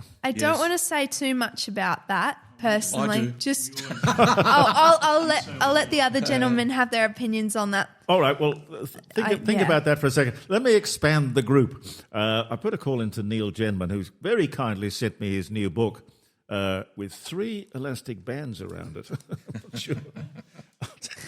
I'll take He doesn't want you to read that book. Well, it's about real estate. And I think at this particular time in our history and our development, you couldn't find a more important subject. Well, depending on where you are in the home situation, I saw that the Hutt Street Centre for the homeless has had its requirements or its facilities in demand, and it's gone up something like 34% in the last 12 months, where people just have no home. And we see today that the rents around Australia are through the roof. All sorts of interesting things are happening. We won't get into perhaps we will get into how to avoid or maybe go back to a better arrangement. Neil, are you there? Yes, I'm here, Jeremy. Yes, I am. Wonderful to talk to you. How to Avoid Costly Mistakes is the subtitle of your book, and sell your home for more. So this is because you've written both sides of the dilemma. Equation. Yeah, both sides of the equation, the buying and the selling. I'm not sure which I would like to be on at the moment. It's all very confusing. Do you see a way through this? Yeah, well, I do. And the most important thing is to just do a little bit of research before you go out there into the market. I would say, without exaggerating whatsoever, that 95% of people do not get the best result when they buy or sell real estate. When they're buying, they often pay more than they should. And when they're selling, almost 100% of sellers are getting ripped off these days because of the uniquely Australian scam called VPA, which stands for Vendor Pays Advertising. And honestly, Jeremy, it is just sickening. But hasn't that always been the case, that the vendor, they say, here is your advertising budget? No. Do you know there's 195 countries in the world, and Australia is the only country where sellers are asked to pay advertising money in advance of their homes being sold. So if their homes don't sell, let's say an elderly widow decides she wants to sell her home because she wants to help out her children and her grandchildren get a foot into the market, which is hard for first home buyers these days. So the agent comes out and says, I think I can get you $2 million. So the lady says, that's wonderful. Well, at that rate, I can help all my grandchildren, I can help everybody, and I can buy a place for myself. Everything will be wonderful. So she puts the house on the market and then finds out afterwards that, I can only get $1.5 million. Okay, no, thank you, I won't sell. But then she's got a bill for $10,000 for advertising. And if she doesn't pay it, some agents can, and there's another company now that use this pay later scheme, can put a caveat on her home so she can never sell it to anybody. And unless she pays that $10,000, it's monumentally unfair. I mean, if there was one thing I could have a wish right away to ban, is make it just the way it should be in all the other countries in the world, where people do not have to pay anything until such times as their homes are sold. And people, what is my house really fair enough? Shouldn't I pay for the advertising? Excuse me. Everybody knows within the real estate industry, Jeremy. And remember, I've worked in the real estate industry all my life, and I'm old now, just like you and I are both old. Okay, so I refuse not only to get old, I refuse to grow up. Well. I tell you what, just to tell you, Clint Eastwood's 96 or something. 95, yeah. I love what he said. Just to tell you, I love what he said. He said, I refuse to let the old man in. Yes. In fact, I think he wrote a song. It came from a movie called Mule, I think. And it was a song, a well-received song, called Don't Let the Old Man In. It's very true. Yeah. Well, around this table, I've got Professor Ian Plimer. And Yes. Isabella Taylor, who is 14. 14. 14 years old and as Yes. smart as a whip. Yes. And Tony's just walked out of the room, and Dr. John Bruni is gone for a cup of Yes. coffee or something. Yes. So we've all got a certain experience in houses. Yes. We've all bought and we've all sold, I gather. So you've all been ripped off at some stage. We've all been ripped off. And I love the other book that you put out called Don't Sign Anything. Yes, yes. Well, how do you avoid that? They say, Well, because here's your sales agreement. Sign it. No, you say, no. I'm not signing until I know that I'm safe. Until this business of we've got buyers waiting. You see this all the time. Yes, You get yes. a flyer and you've got buyers waiting. So then you call the agent and they say, give us $10,000 so we can find some buyers. But didn't you say you've got buyers waiting? You don't paint a very flattering picture of the real estate industry.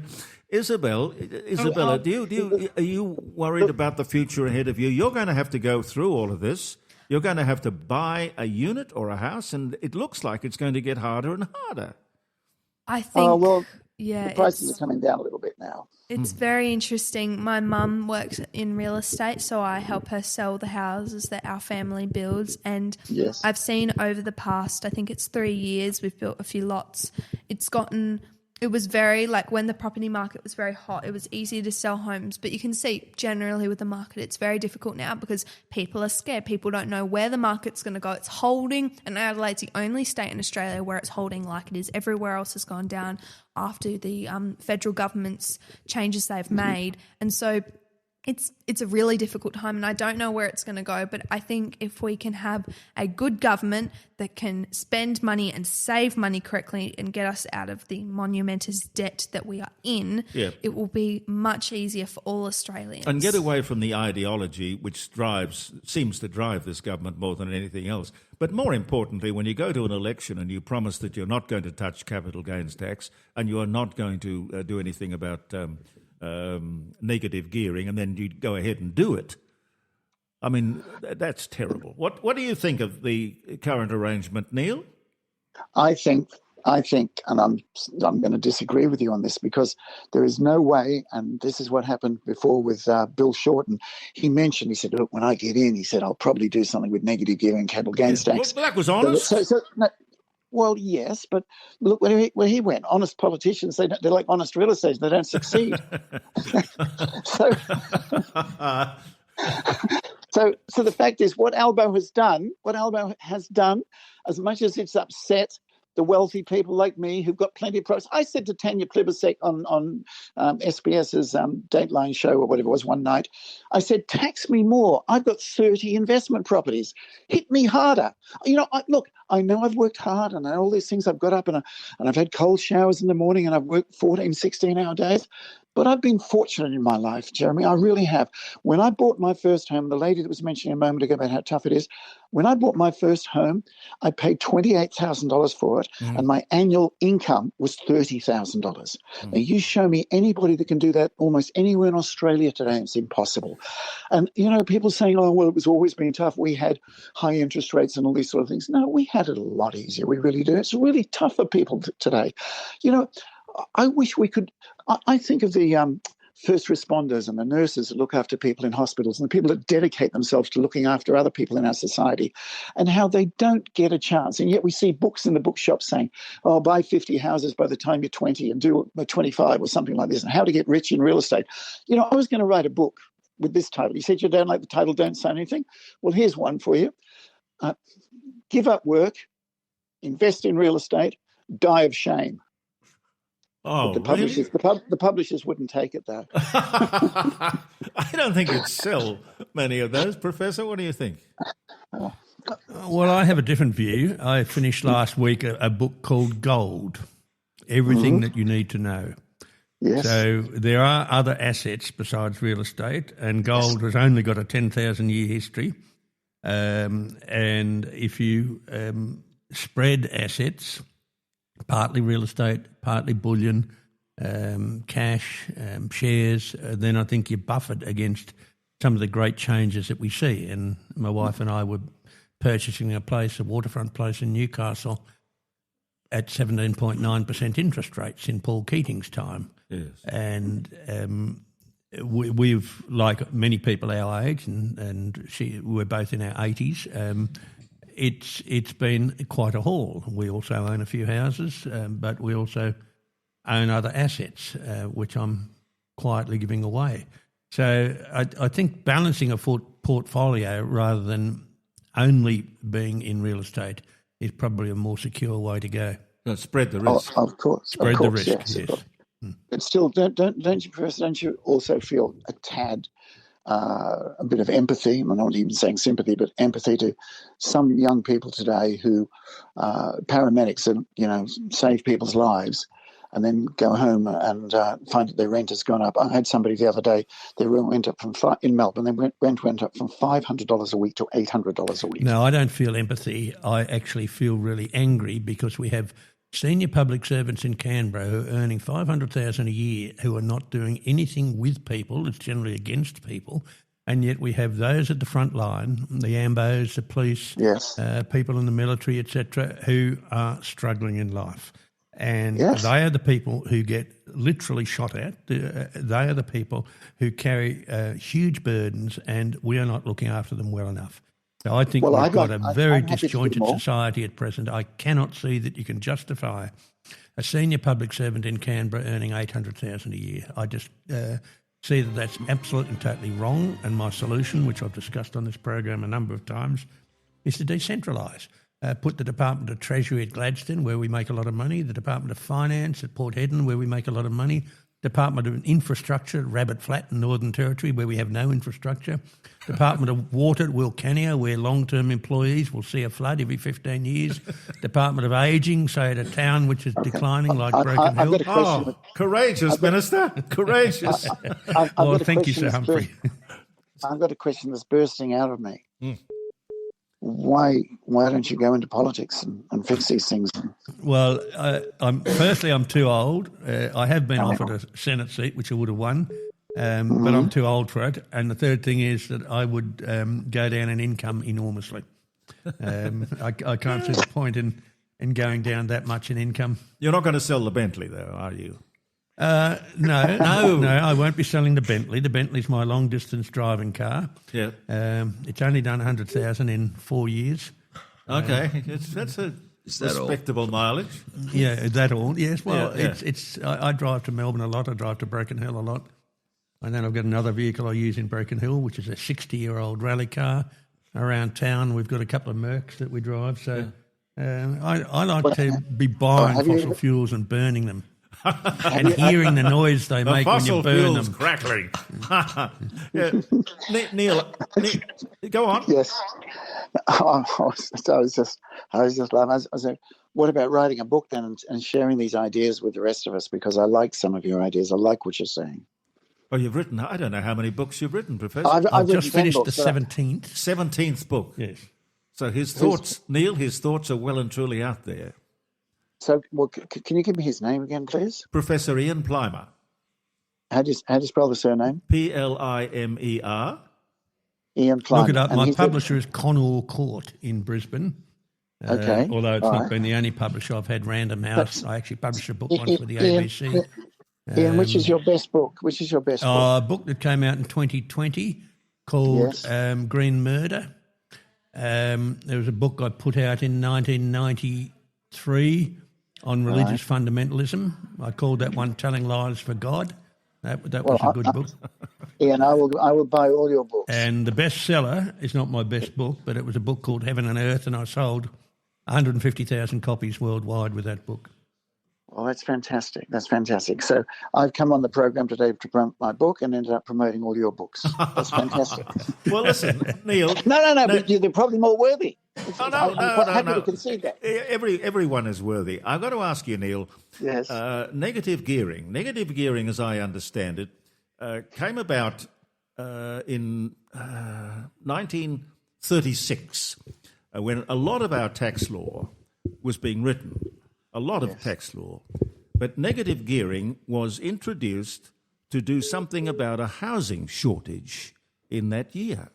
Now, I can't, and it did work. It worked Now, I can't understand a government introducing negative gearing to fix a housing problem. Then years later, another government comes in and says, we'll get rid of negative gearing to fix a housing problem. I can't see how that works. I know. Well, things aren't working, are they? And No. although I do believe that the first home buyers of Australians today, and I've been saying this now for the last 20 years, I've got the footprints of investors on their backs in the stampede to buy homes. And I just really do. You know, to use a home should be a right, like food. You know, food should be a right, like the safety should be a right. And I just think that this has been denied for so many people today. That's all. I wish we could do more to get somebody into a home.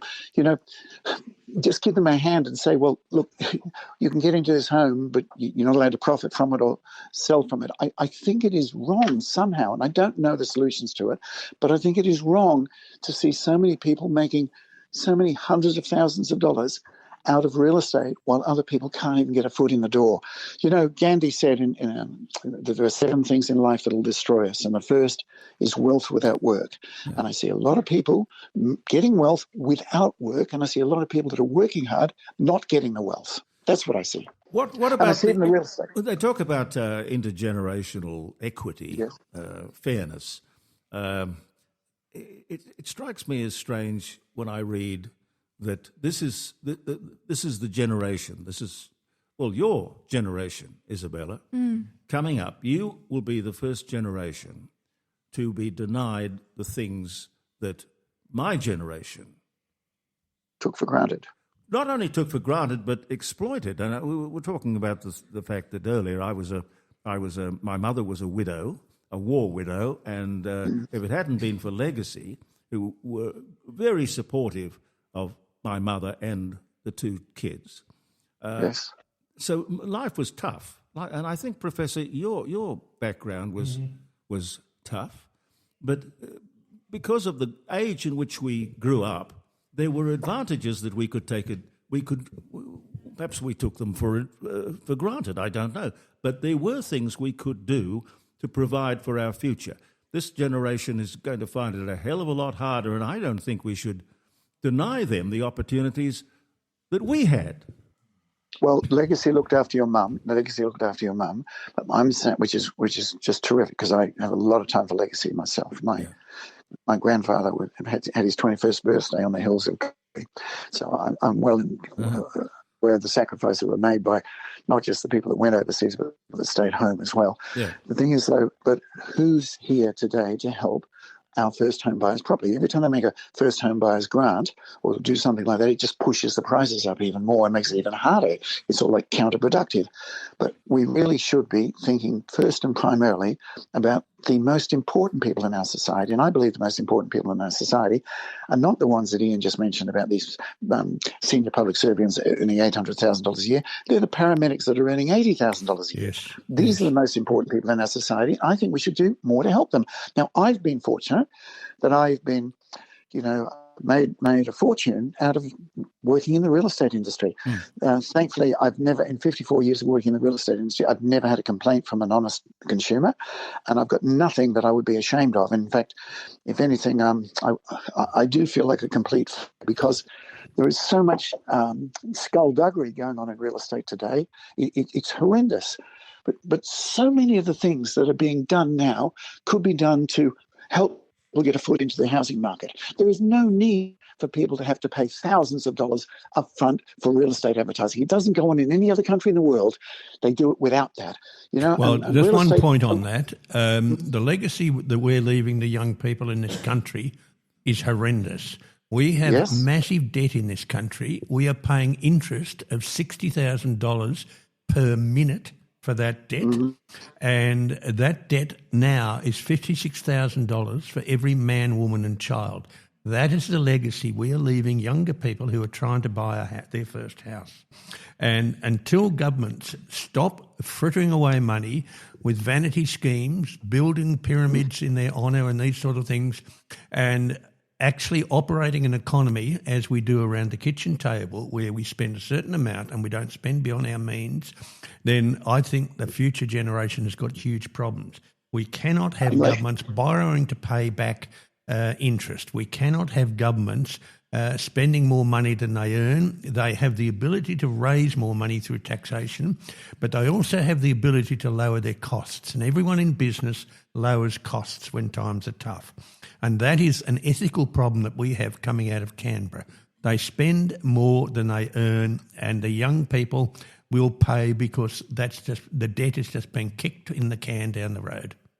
All right, but what I'm saying is that because of the wastage that goes on, you're saying the similar thing in another category perhaps, but I'm saying within the real estate industry, because of the wastage that goes on, if we were to cut out some of that wastage, if we were to ban some of the schemes that go on in real estate now and divert that money to assist first home buyers, a lot of more people would be able to get homes than are able to get homes today. It just makes me sick to see what goes on behind the scenes all the time in real estate. It really does. And I've not only been sued mercilessly and attacked over the years from people in the real estate industry, I've been beaten up and put in hospital over the things I've said. Yeah, but I mean, I would give my life for this, Ian. I really mean this. I can't stand seeing Australia's. I'm okay. You might sound like a lefty by saying this, but I can't stand seeing Australia's battlers, the good folk, good decent folk, getting ripped off, and that's what happens in real estate. The real estate agents are it's very hard to be an honest real estate agent today. It really is very hard to do it honestly. And look, that's why the turnover is so incredibly high. People get into the industry, 90% of them go in their first 12 months because you have to do dodgy things if you're to succeed. And we need to look at this. Housing is worth 10 times the amount that our stock market is worth in trillions of dollars in this country. And so much of it is being wasted. Now, I write books, which if people buy the books and read the books, they will say, well, gee, I can save money when I'm selling my house. I can stand up to these agents and I can take control. In fact, one of the best books I wrote was How to Control Real Estate Agents, instead of being controlled yourself. All right, well, tell me, how do you control real estate agents? Well, Put it in a nutshell. Okay, I'll put it in a nutshell. Everybody seems to have I went with my wife one time to an island that was supposed to be really nice. I won't give the name of the island, but it sounded like Snake Island or something like that. It was one of those islands off the Queensland coast. Oh, yes. And we booked for a week, and we couldn't stand it. There was mold in the showers. We could hear the people next door doing whatever they were doing during the night. It was just terrible. So I rang up in the morning and I said, look, I've decided I want to go. And they said, Mr. Jenman, I'm not sure if you're aware of our cancellation policy. And I said, well, no, I'm not, but I'm not sure if you're aware of my expectation policy, right? so let's just call it quits. You sound like a nice lady on reception. I'm a nice guy. This doesn't suit me being here. I'm going. And you say to people, when agents say, oh, it's our policy we do this, you say, well, I've got a family policy. And my family policy is I don't sign these documents that you say are standard, run by the Real Estate Institute, which is there to protect real estate agents, and they'll admit that themselves. I'm not going to sign these documents until I get somebody independent to look at it and cross out all the nasty clauses that are in it. I'm not going to pay you any money until you do what you say you're going to do. You tell me that my house is worth $2 million. Will you sell it for $2 million? And I'll pay you money. If you try and sell it for $1.5 million and cut me down, by $500,000, well, then I want to cut your commission down. And see, this is the problem. All these things are going on realestate.com, which, by the way, should be known as realestate.com. I sincerely mean that. I understand you've been sued a few times. Well, yeah, I wish they could sue me on that one. I'd love the chance to show what they're doing. But their fees have gone up 100 times in the last 30 years since they started. 100 times. In the last 30 years, the average Australian's wage is 3 times. Real estate agents' wages have gone up 10 times. So come on, it's so out of whack. There's so much going on that Ian and yourselves, with everything that you do, because you're not doing it every day. I'm doing it every day. I'm seeing it all the time. And there's a saying, the agents have got the experience and the home sellers have got the money. And there's a saying that when somebody with money meets a person with somebody with experience, the person with the experience is going to get the money and the person with the money is going to get the experience. And that's what's happening at the moment. People are getting ripped off by going along with the status quo. And you don't have to go along with the status quo. You just say, no, I'm not going to pay you any money. I'm not going to sign anything until I know I'm safe. There was a bloke I spoke to years ago, wrote a book called You Can Negotiate for Anything. His name was Herb Cohen. He was a great guest, Herb Cohen. Yes, lovely guy. Everything, I'm surprised you know the book because not many people do. But it's a great book. I've read hundreds of books on negotiation, Jeremy. I have. And I did a survey of real estate agents. You'd think the number one skill agents should have is the skill to negotiate. Yes. And they call themselves negotiators. But negotiation doesn't mean pushing old ladies down in price. It doesn't mean underquoting a house to get buyers to come along and waste their money at auctions. No, that's not negotiation. That's just misleading stuff. Proper negotiation is how you do it fairly in equity. I mean, honestly and truly, you think about real estate auctions. Nobody really stop and think about it. Do you really think that you get the best price from the buyers by yelling at them with a hammer in your hand? I never thought about it like that. But I want people to think about it like this. I want people to think that the correct way to do it is to sit down and have private negotiations and do it properly. Because any agent that tells any seller that selling by auction is the best way to get the best price is either an idiot or a crook. Now, I've done lots of idiotic things in my life. I have, okay? And being an idiot doesn't make us a bad person, but that's what it is. There's no other alternative for the things that are going on in the real estate industry today. But it's all legal, I take it. It's all above board. Oh, no. I'm glad we've got this anti-money laundering thing in place, because what I have seen over the years with the illegal money laundering going on through real estate is horrible. So people say it's illegal. No, it just hasn't been discovered. It's not examined enough. If it was a royal commission into the real estate industry, there would be a lot of CMYF for real estate agents, I can tell you. CMYF meaning clang mind your fingers when you get to jail, you know? You know what, Jeremy, you've got a great laugh. I'd like to record your laugh and use it as my ringtone on my phone. Oh, anytime. Do you worry about AI in either real estate or writing books? In some ways I do. I'm not sure. AI, like a lot of things, and I suppose a lot of us these days, it does frighten me a little bit. But it's so almost real, isn't it? Well, it's real. I mean, it's better than real. It's better than real. Oh dear, I don't know if it's well. It's scary. It is scary. It is frightening. Yes, it is. That's a whole other topic. I mean, today real estate agents have got AI calling people, pretending to be humans and saying, "Hello, this is your real estate agent. Do you want to sell your house?" So the real estate agent doesn't have to feel embarrassed when somebody tells them to get lost. But I used to tell them, I said, just use my name. I said, and then at the end of the day, you can tell me lots of people abuse me today. I'm not worried about that.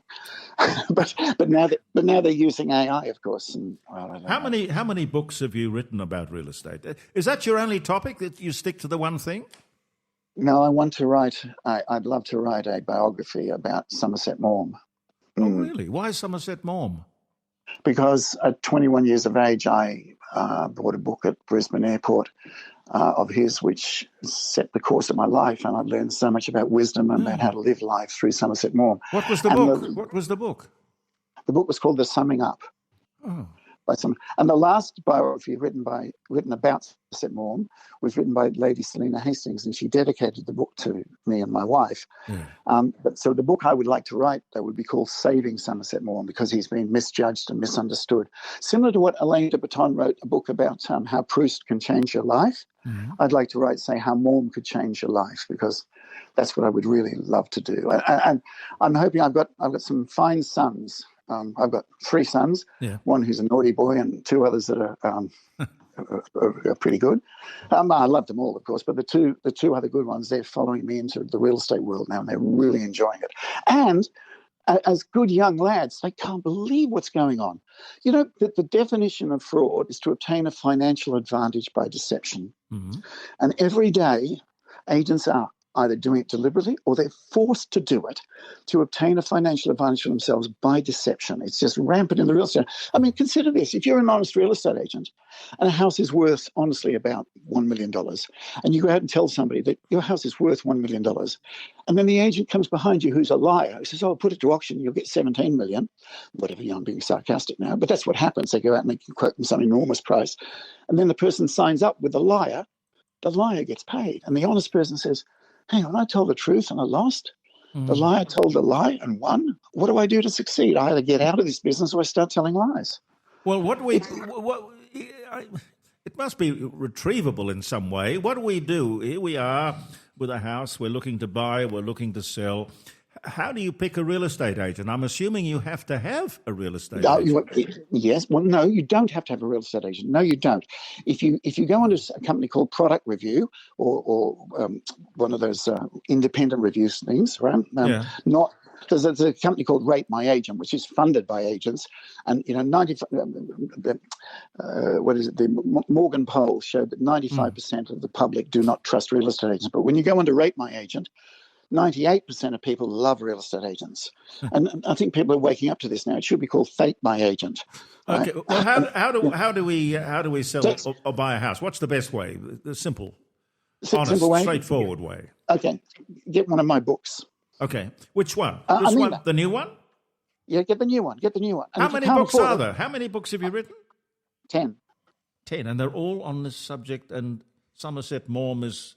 No, the 9 of them are on real estate, and I wrote one about what I feel it means to really succeed in life. I wrote one which is probably, I think Ian said to me one before that his best-selling book was not his best book, and that's how it happened in my first book. Real Estate Mistakes has sold nearly 2 million copies, but my best book, which is called Success Takes Character, has sold about 100,000 copies, and so it's not even it's only 5% of the other one, and that would be my best book. Yes.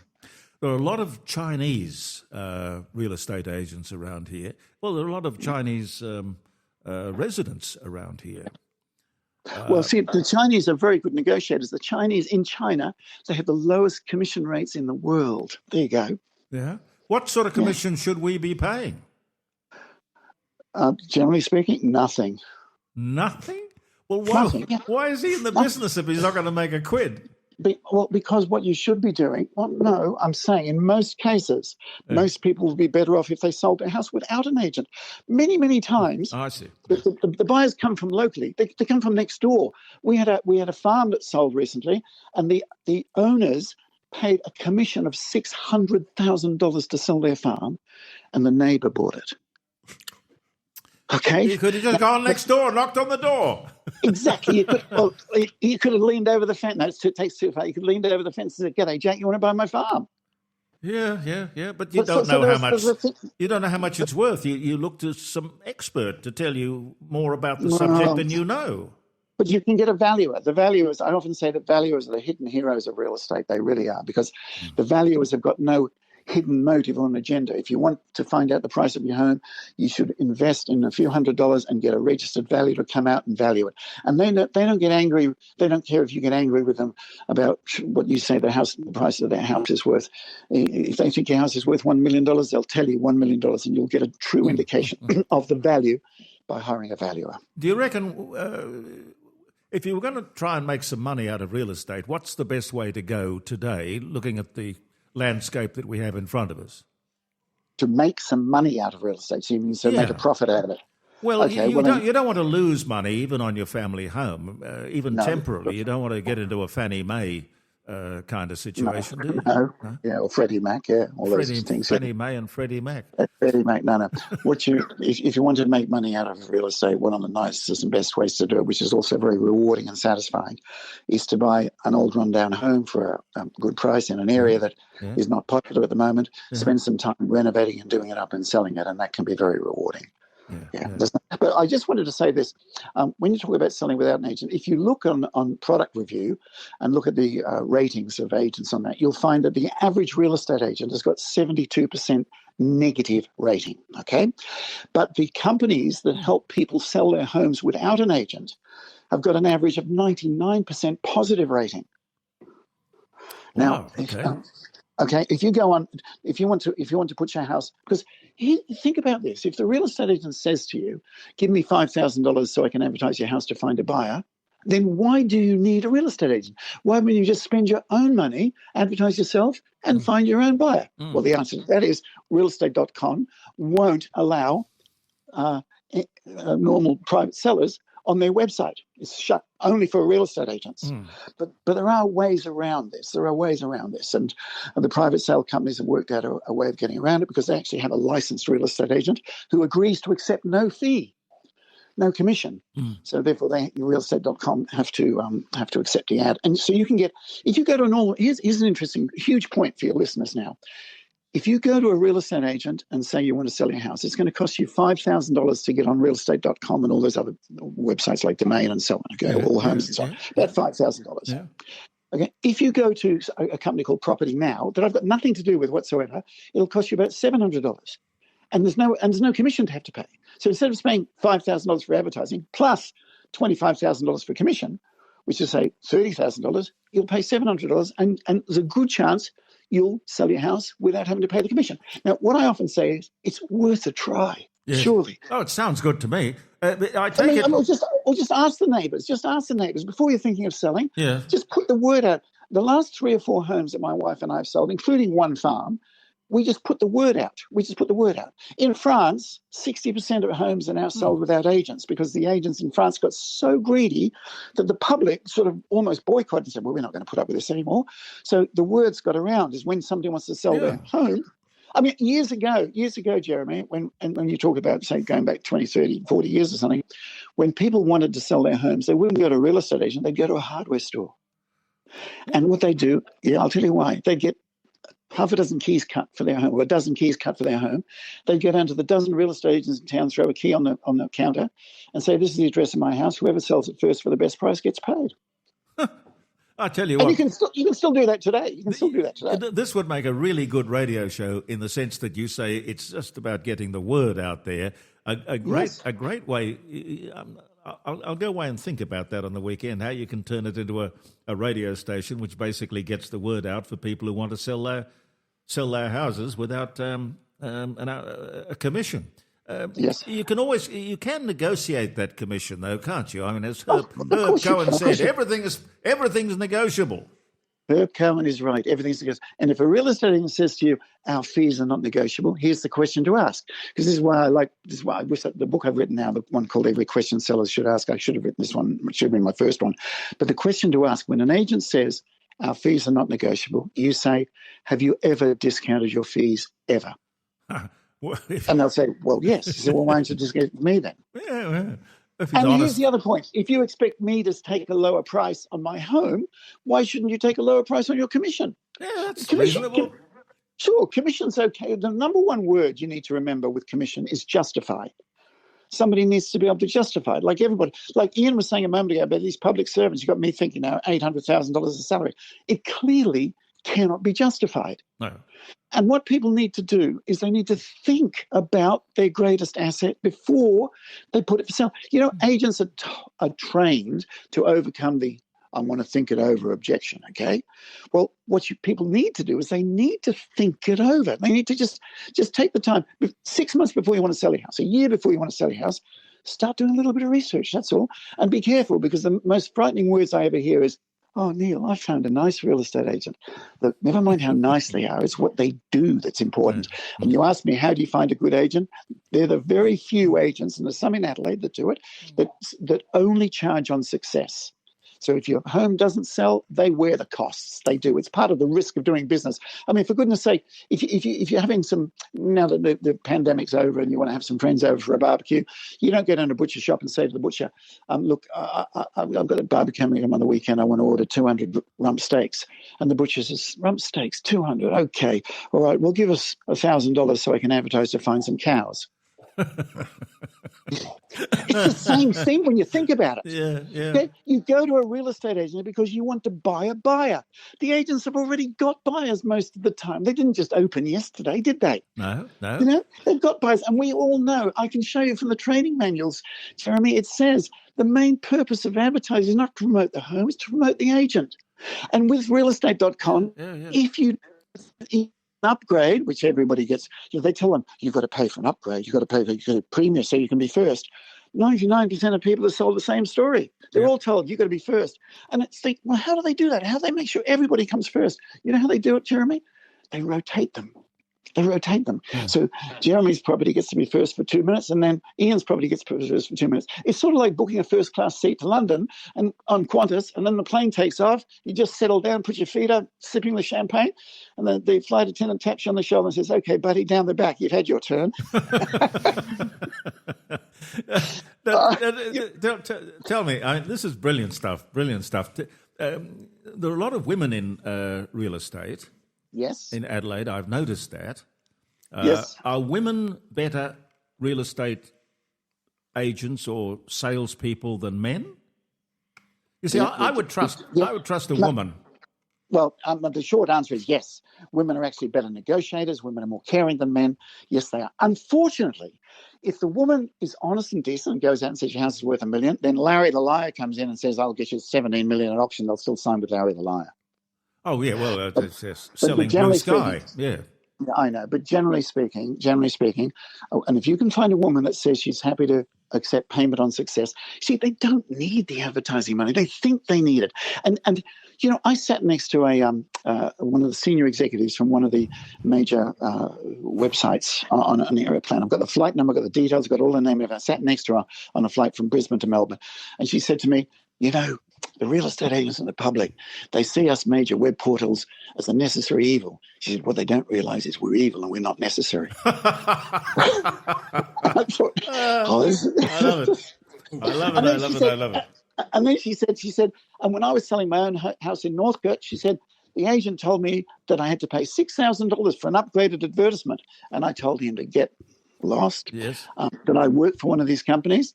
And I know that an upgraded advertisement is no better than normal $100 standard dollar advertisement. I told him to get lost. Yeah, well, they charge you, my experience is they charge you for the sign out the front of the house. They charge you for absolutely every aspect of... They charge you for the Chinese fee to translate. Some of them do. Charge you for a fee to translate it into Chinese. Yes. Listen, wonderful. Everywhere they can. Yep. Wonderful to talk to you. It really is. And congratulations on the new book. The publisher is Wiley. Yes. Wiley. And thank you for giving me such airtime. No, I think you're absolutely brilliant. Questions every seller must ask. How to avoid costly mistakes and sell your home for more. Neil Jenman, best-selling author of Don't Sign Anything. Thank you, Neil. Thank you very much. No, goodbye. Goodbye to Ian and that nice lady you got there. Yep. Wonderful to talk to you. Just fantastic. Why auctions are statistically the worst way to get the best price. How to set selling terms to suit you, not the agent. Techniques that convince buyers to reveal their true maximum offer. Red flags that signal agent exploitation. How to maximise your home sale price. It all is very useful, I would say very necessary information. So if you're thinking of buying or selling, that's the book you buy. Look for Neil Jenman. You'll probably find all sorts of other books under his title. Whether you're building your first, second or third home or a seasoned property developer, no one likes extra scary costs. Rossdale Homes get that, which is why they pride themselves on their absolute fixed price guarantee. They believe trust is a must, and with their guarantee and fixed price contract, you'll get no nasty surprises. For peace of mind, trust Rossdale, where only you can change the price. rossdalehomes.com.au, trust is a must. BLD 8104.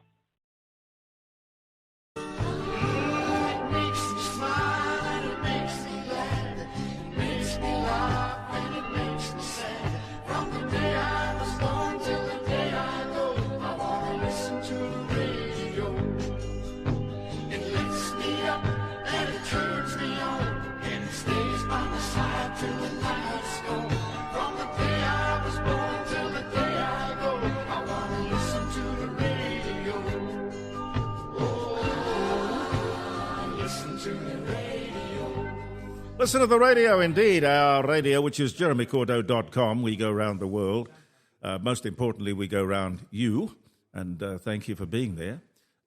Professor Plimer, thank you for coming. You're going back up the hill? Walking up the hill so I can look down upon you.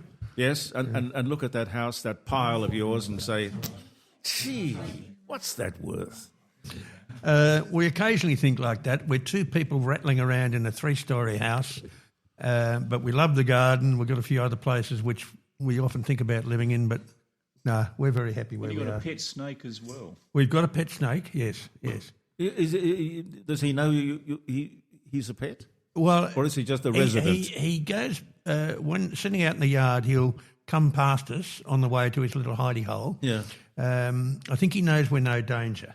Yeah, It's a brown snake. Brown snake. Yeah. Yeah. I see them up in the. Well, they rustle through the ivy. I never really get to see them, but I know they're there. Well, stamp and they'll go away. Yeah. They're more frightened of us than we are of them. But and I can understand that. Yeah, Perfectly reasonable. We've got a pet snake. We've got a few antichinus, and we've got all sorts of galahs. Not the ones in Canberra, the real ones that fly.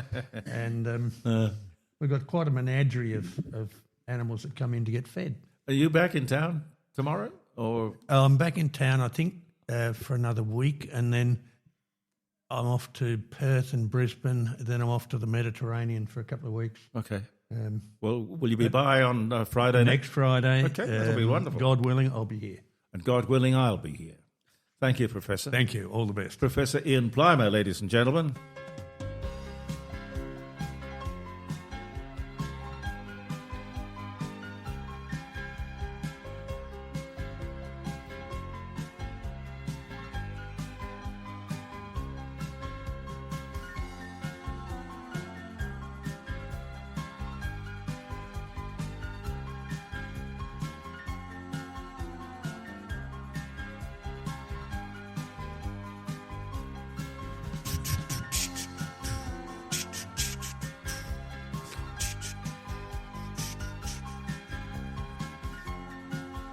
I remember that was my brother's theme. He used to play that. It was the thing he signed off with and signed on with. Music Box Dancer, it's called. Music Box Dancer. John Ovenden has arrived. How are you, sir? Have you met Isabella? Have you met Isabella? I'm just meeting her. Yes. I'm just meeting all sorts of people. We're trying to figure out where the headphones are. Is that better? Most people don't wear the headphones, but you being an old radio man, of course, you're going to be attracted to wearing headphones. I have never enjoyed radio as much as I do with you. Oh, God bless you. It's the only thing I've never done in radio or TV. Well, nobody, I think, has ever... It's wonderful to work with you and to know you. I sing your praises, and Caroline's too. Well... And Gary and Tony, all the time. Oh, thank you. I don't think anyone has ever done a radio program around a dining room table since 1923 when Jack and Stella Hume began radio, the industry, in fact, in Australia, down on Green Hill Road. So what goes around comes around. Well, we nearly had a first because my son That's the Andrew original studio there. was going to be on the program ahead of me. Oh, yes, he was. Yes. Oh, and he had to pull out because work. This idiot wanted him to drive him around, but I'll try and set him up for you for next month because it's been a long time since a father and son have been on the same program. Well, that's true. In two entirely different subjects. That's true. Isabella is my inspiration. She is. Is she? She is the young lady. You're my inspiration. Oh well, and Caroline too. And a lovely cup of coffee when I come in and everything. But where's Missy? I haven't seen Missy. No, Peter's taken Missy for a run on the beach. Oh, because usually I bring a little tin of dog food for her. Oh my God! But, don't tell Pete. He's kind of anal about these things. He weighs every piece of food that she has because he doesn't want her to get overweight. We have a little puppy at home and up at the other house, and she eats anything. And we certainly don't weigh anything. She wouldn't have the patience to stand there and let us weigh her food. It's down the little red hole. Well, I've put on a little bit since you've introduced me to that lovely red. Well, it's not only that, it's the biscuits around the table as well. Oh, no, I've resisted those at the moment because I've put on 10 kilos. Well, I haven't got a car, so I can't go anywhere, really. I just count sheep. Well, in the business, we all know about low-budget programs. This is a no-budget program. So we just bribe people with biscuits and red wine. And coffee as well. Oh, coffee, yes, if you want to. Yeah. But this young lady is quite inspirational. She would have a wonderful career. You know, you started doing the Inspired By... you were doing that when you were 8 years old? I started when I was 6 years old interviewing Maggie Beer in the Barossa Valley. Can you imagine that, John? 6 years old, and she started interviewing people. But they didn't have podcasts that many years ago, did they? Well, it didn't originally start off as a podcast. It was just the TV show that we put onto YouTube. And if you watch the episode, and if you want to, that would be great. But it's not our best one because, it was our first time doing the whole process. And obviously your first time is going to be a bit of a flop in some aspects. And more recently, we actually wrote a song about that. And I went to Sydney and filmed a music video about, taking your flops and making them pop metaphorically. And I collabed with Violet Hull, who is Jimmy Barnes and Mark Lazotte's niece. And I made a music video with her, and we kind of put that together, and it's all about encouraging people to put aside the fear. It doesn't matter if you fail the first time. You just got to put yourself out there until it works. Did you ever get stage fright, John? Did I ever get? Stage fright. Nervous before performing. Once at the Festival Theatre, I was comparing a concert with the police band, and I opened the concert and walked off, and a voice said to me, "I wouldn't stand there if I were you, mate. If the safety curtain comes down, it'll hit you on the head." Yeah, but so I had to move pretty quickly. Well, live performance, anything live, is bound to make you nervous. The trick is you just have to work on getting the butterflies in your tummy to fly in formation. Yes. That's all you have to do, then everything works. And sort of work. Well, I had a lovely night with the Duke of Edinburgh when he came out to present the awards and at dinner, and I was comparing it. And the winners, they had photographs projected onto a screen. But the person operating it had a sneezing fit and fell over the equipment. So the wrong slides came up. And the first one, the Duke said, "Love 15." And everybody went, "Ooh." But the next one was all right. So I said, 15 all, sir. And everybody started to laugh. The next one came up and it was the wrong one. 15-30, said the Duke. Wow. The next one was all right. 30 all. And by then everybody was laughing. And he had to go along with it too. And John Bannon, Premier Recognised, saved the night by turning it into well, humour. make it funny, make it human. Yes, we did. And the next morning I got to work at the ABC, and the Duke had sent round a set of cufflinks for me to say thank you for last night. Did you keep them? Yeah, I've got them at home, yes. Well, that would be wonderful. And but I couldn't thank him because the Royal Yacht had sailed for Melbourne that morning. Yeah. And I didn't know how to contact him, but I wrote to the Palace and said thank you very much indeed. It was a great night and everybody enjoyed it. And we got out of trouble. I don't know if you can believe everything you hear and everything you read. You probably can't. But well, I've got them here. I've got a lot of stories here. Well, I have heard that the Duke was quite a lad. Yes, I've heard one or two stories about that, yeah. Yes. He was a sailor, though, wasn't he? I mean, you know. Well, yeah, I mean, yes. One in every port. Yes. But a very nice man. Well, what's the point of being married to the Queen and the Duke of Edinburgh if you can't? Well, not only that, too. I've been invited to the Palace twice to tea parties. And the second one, when you meet a minor royal, and then you go off to the tea tents, and the nobs go off to one, and the plebs to the other one. Mm-hmm. And off we went to the plebs, and there was a cleric there, and I started making, according to my partner, terrible jokes about the feeding of the 5,000 and everything. And he laughed. He thought it was very funny. So away we went, and I said, look... It's just like loaves and fishes, you mean? More or less, yes. Yeah. So you get the cakes and the ice cream, I'll get the sandwiches and the thing, and then we'll swap half and we'll feed each other at the speed of light. What were the sandwiches? Were they cucumber sandwiches? They were, I think, yes. They were funny a variety. About that. I can't imagine anyone putting cucumbers into a sandwich. Yet it's an acquired taste that you learn at school, isn't it, when they try to feed you on the cheap. But anyway, we had a lot of fun. And next morning, my partner opened the Daily Telegraph. She said, you know that cleric you were talking to with those terrible jokes about the feeding of the 5,000?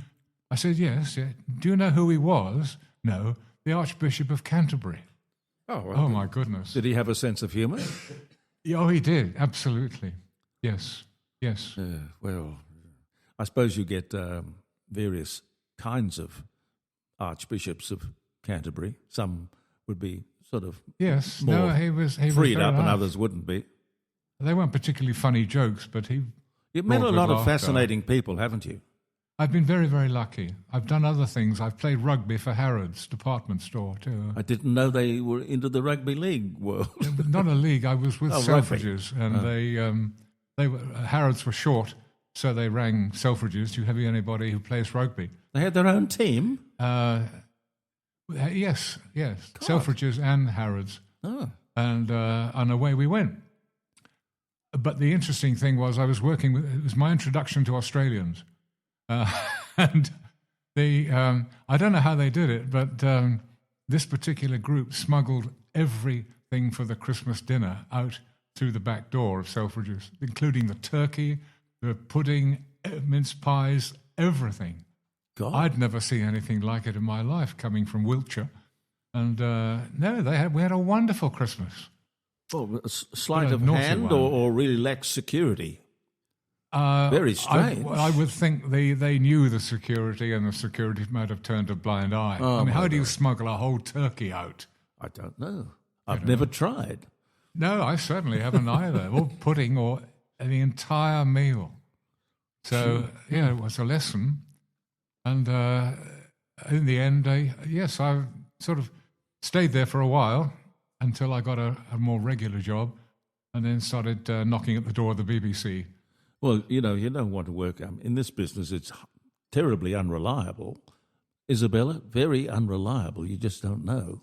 Very much so. I think, especially, there's so many different variables influencing what the job market's going to look like, and I think what we've got to do is we've got to do the things that we're passionate about. Yeah. You doing radio, Vincent van Gogh painting, because anything you are passionate about, you will always do well. And if you can do something well, there'll be at least one person to begin with that appreciates whatever you do.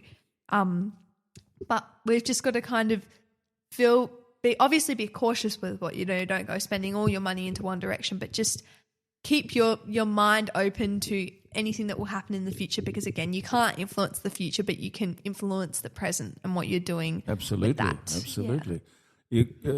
You can't trust the bastards though, because you're getting on like a house on fire and everything is fine, and then they bring in another or a consultant or a manager from interstate or something like that. I'm just going to say Nova this week announced they're going to outsource all of their what they call traffic and scheduling, which is people who set up all the playouts all overseas to some Indian or Philippine centre. They do that with all the call centres. It is impossible to talk to a human being in those big companies. You have an issue. It's crazy. And when you do get through to someone, it's the biggest inconvenience of their day. Yes. You have, say you've got a problem with Netflix, right? I think Netflix aren't too difficult to get through to, but just imagine they are, because there are so many people that you pay subscriptions for and they're difficult to get through to. And you have paid $30 a month to have a subscription, and say it keeps doing that thing where it goes, we're having trouble playing this title at the moment. Nothing's wrong with your internet. There's nothing wrong with your surroundings. It should be working.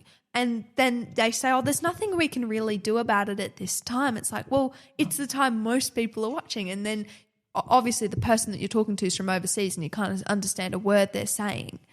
So, well, it's the only way I found around it was to risk everything in my life and buy a radio station, and they couldn't sack me. I think that's worked out very well for you. I think this dining room table is one of the very few places where you can actually speak the truth and it isn't, and speak the facts, and it's not spun into some political jargon that makes up the world that we have. Well, you know how you have disclaimers, and sometimes management insists that you have a disclaimer, and that is that the views expressed on this program do not necessarily reflect those of the management. But then again, we are the management, so that's the best. That's part. okay.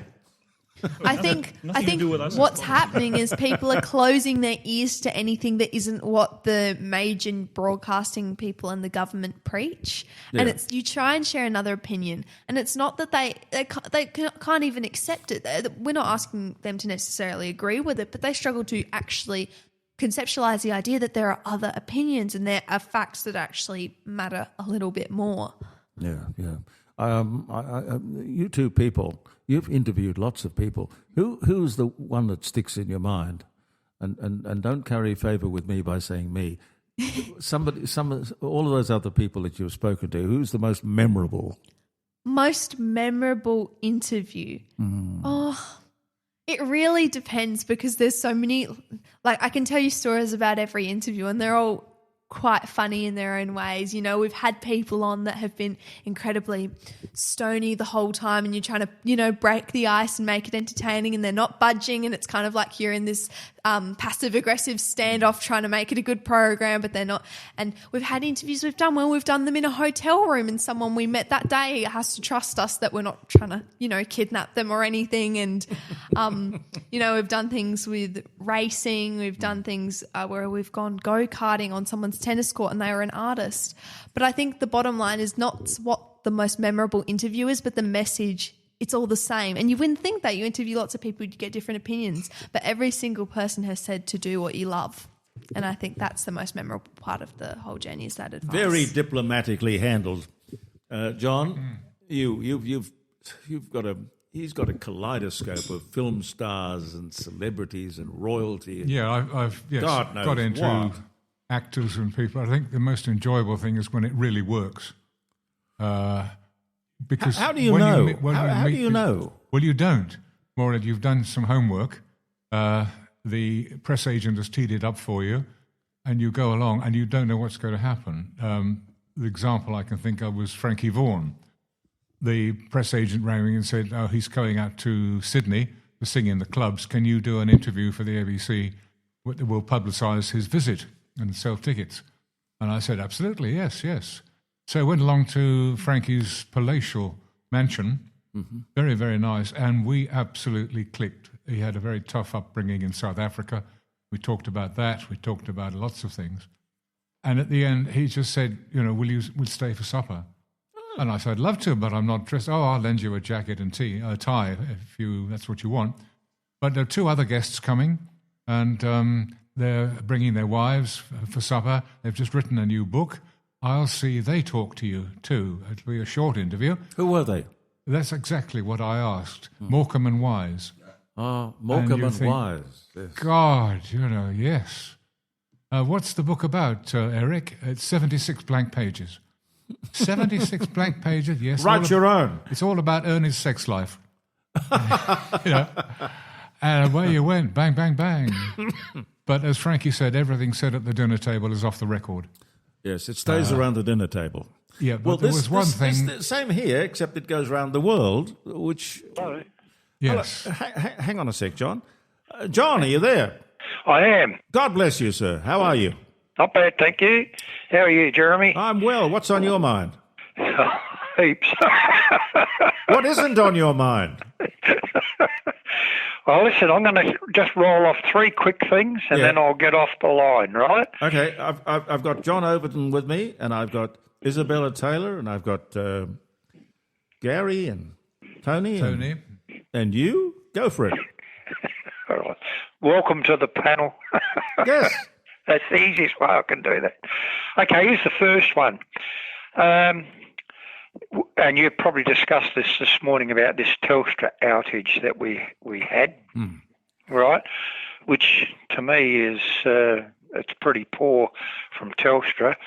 What I didn't really appreciate was Patricia Carvelis on the ABC having a crack at Sarah Henderson because Sarah actually contacted the 000 number twice to find out whether it was working or not. That's reasonable. Yeah, well, she just sort of said to her, you need to apologise to the people for thing. Well, she is the shadow communications minister, and she wanted to find out whether it was working or whether it wasn't working. So, to me, Patricia Carvelis should have just kept on her brain. She sits on them as far as I'm concerned. Well, you just have to listen to that program and her track record. She has a particular agenda. She does. Well, yeah. it's an approach to life which doesn't sort of fit with me, and by the sound of it, doesn't fit with you. No, it doesn't. But it fits with the ABC. Yeah. Now, if you know what I mean. Yes, I do. Now, here's the second one. Our Prime Minister, Solomon Islands, offers $45 million for education, books and that for their education. And I believe that talking to the Indian Prime Minister last night or yesterday, he offered a sum of money for education to happen then. We have 48,000 children in this country that aren't going to school, and I know there can be varying reasons, but what's wrong with educating Australians first? Charity begins at home, absolutely. Exactly, and I just can't believe that the Prime Minister is just throwing money around like that. Well, it's not his. Why would he worry? Well, that's probably the point, Jeremy. He doesn't seem to worry about it. John, did you see the one? Did you see the one in the paper yesterday about the $650,000 given for travel by climate activists and Aboriginal groups to the luxury Turkish beachside resort for this year's UN Climate Talk Fest? So 650,000 grand. So how much was the total amount? $650,000, $20,000 per person to fly climate campaigners. This is just one COP31 in Turkey in November. A meeting to talk about the climate. $61,000, John. Yeah, and the final point I want to raise. They're going to build this U-Butte stadium down in Tasmania for football, for AFL. Yeah. And I believe the person that is the, if you like, the contracted builder or what have you, he's gone into receivership. Yeah. Liquidation, that's the word. Liquidation, yeah. Oh, John. You might also add to your list the $500 million that we're giving to Papua New Guinea for their rugby league team. You've got to scratch your head and worry about that. Whether you're building your first, second or third home or a seasoned property developer, no one likes extra scary costs. Rossdale Homes get that, which is why they pride themselves on their absolute fixed price guarantee. They believe trust is a must, and with their guarantee and fixed price contract, you'll get no nasty surprises. For peace of mind, trust Rossdale, where only you can change the price. rossdalehomes.com.au, trust is a must. BLD 8104. The rain was falling down as I flew out of town. I went to Paris for the day, and there I got to know a certain Romeo with oh so gentle continental ways. Monsieur Dupin, Monsieur Dupin, you made me see so tenderly that I was never loved before. Monsieur Dupin, I know it's wrong, but I don't ever wanna go home anymore. Monsieur Leponte. Can you speak French, John? Un petit peu, monsieur. Oh, you can? Anything you can't do? Comme ça. What's in the... Is this the scrapbook or one of the many? This is a scrapbook that I compiled while I was reading news for the BBC. Right. To about 16 million or 3 billion listeners around the world. God, that would make you nervous. I mean, going... No, you don't have time. Bob Caldecott, I rang. Bob was a great friend. I got him the British Empire Medal from the Queen, and I got him to write his autobiography. And so we were great friends. I came back from London, and I said, I often think of you, Bob. I sit in this tiny news studio waiting for the announcer to say, this is London, and then Big Ben starts up, and then the Pips, and the green light goes out and you're on. And I said, I wonder how Bob would cope with the pressure at the moment because I'm about to shit myself. And Bob paused and said, I'm doing exactly the same thing. I said, well, Bob, I'll take that back to London. That's very encouraging to know that you creative are all tension. people. Creative tension. It's good to be on your mettle, and that's one way to get on your mettle. Well, how many listeners again? Sorry? How many listeners? Well, to the ordinary bulletin, about 16 million, and certainly that was with sport, when I was with sport. And I walked in the first day there, and I said, is that Richard Burton in the league? And they said, yes. And I thought, interview. So I went in and started talking. I looked out through the glass, and everyone's laughing. It's Burton's twin brother, Graham. I didn't know he had a twin brother. Yeah. But that could be useful. Graham and I became great drinking mates. And I'm only the second journalist to get into Richard Burton's home and meet his mother and his sister and everybody. And the mother saying that he shouldn't have married Elizabeth Taylor. That was a mistake. Twice. Yes. Twice. He shouldn't have done. Did you ever hear him reading? In fact, I think they made a record. He made a record of it, Under Milk Wood. Yes, I have parts of it, yes. That's a remarkable piece of oratory. Amazing. Yes. Oh, he was an amazing actor, well, he really was. But, Yeah. But Graham, we were great mates in the sports department. I had Cliff Morgan, the ex-international, as my boss. The best boss I ever had in radio. 11 o'clock on a Saturday night, there he is in the control room with sleeves rolled up, urging, I want those headlines read properly, John. I don't want them stuffed up. As if you would not read them properly. Well, it was my first broadcast, and he was making sure, mainly by shaking me, that I got the message. But I think that's likely to make you more nervous, isn't it? Well, Wales won so many games, and the Barbarians and the British Lions. With the Barbarians. Behind the pack. Yeah. But he was the best boss I ever had in radio. Well, if they're not at the gate, where are they? Yeah, well, he really was nice, and we got on really well. And I didn't mess them up.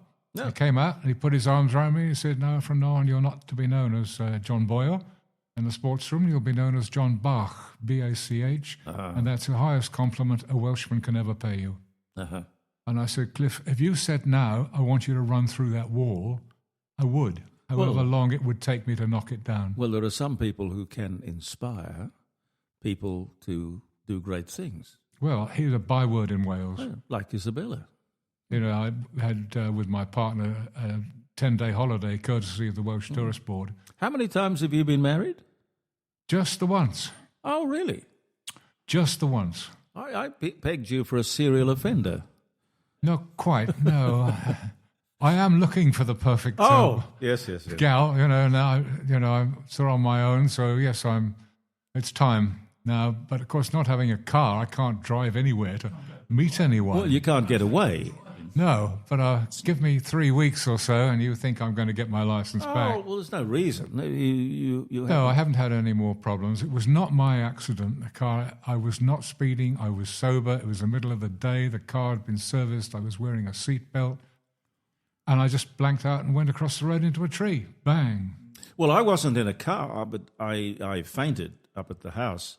And I don't know why. Oh, I do know why. I went onto that Ozempic thing because I wanted to lose weight, and I hadn't eaten for 3 days or something, and I just fainted. And Caroline panicked and called an ambulance, and never do that. I say I'm not a doctor, so I shouldn't advise. Well, they on pulled these me matters. You shouldn't not.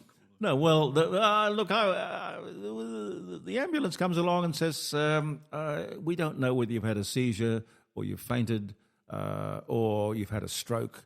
But we have to take you to hospital. I said, That's no, you're what they not. did with me. I'm not going to hospital. Sorry. Well, anyway, I did. I spent 4.5 hours there, and they couldn't find anything wrong with me at all. No, the same with so me. I went faint. to the doctor. And the doctor said, I can't find anything wrong with you. No, the specialist couldn't find anything either. No problem. That's the big problem, because they then have to take your license away because they can't find a cause for the blackout. They can't find a cause. So they take your license away in case you might do it again behind the wheel. Well, I've had we nothing. got it back. Absolutely no. I got nothing. it. I got it back, but it was 6 months of inconvenience, as it is for you. It is, yeah, I've had 5 months of it, so I've only got 3 weeks to go. Oh, well, look, before I go, I'm nearly there. The home run, yeah, you're almost there. But yeah, it's a lonely life out there. Well, I've got 150 sheep to count, so that'll keep me going. But I'm looking sheep around. At night to go to sleep. Yes. No. You count sheep at night to go to sleep. Well, yeah, or I stop watching the World Cup. And some of them are very good looking. 1:30. Some of them are very good looking. What are you doing?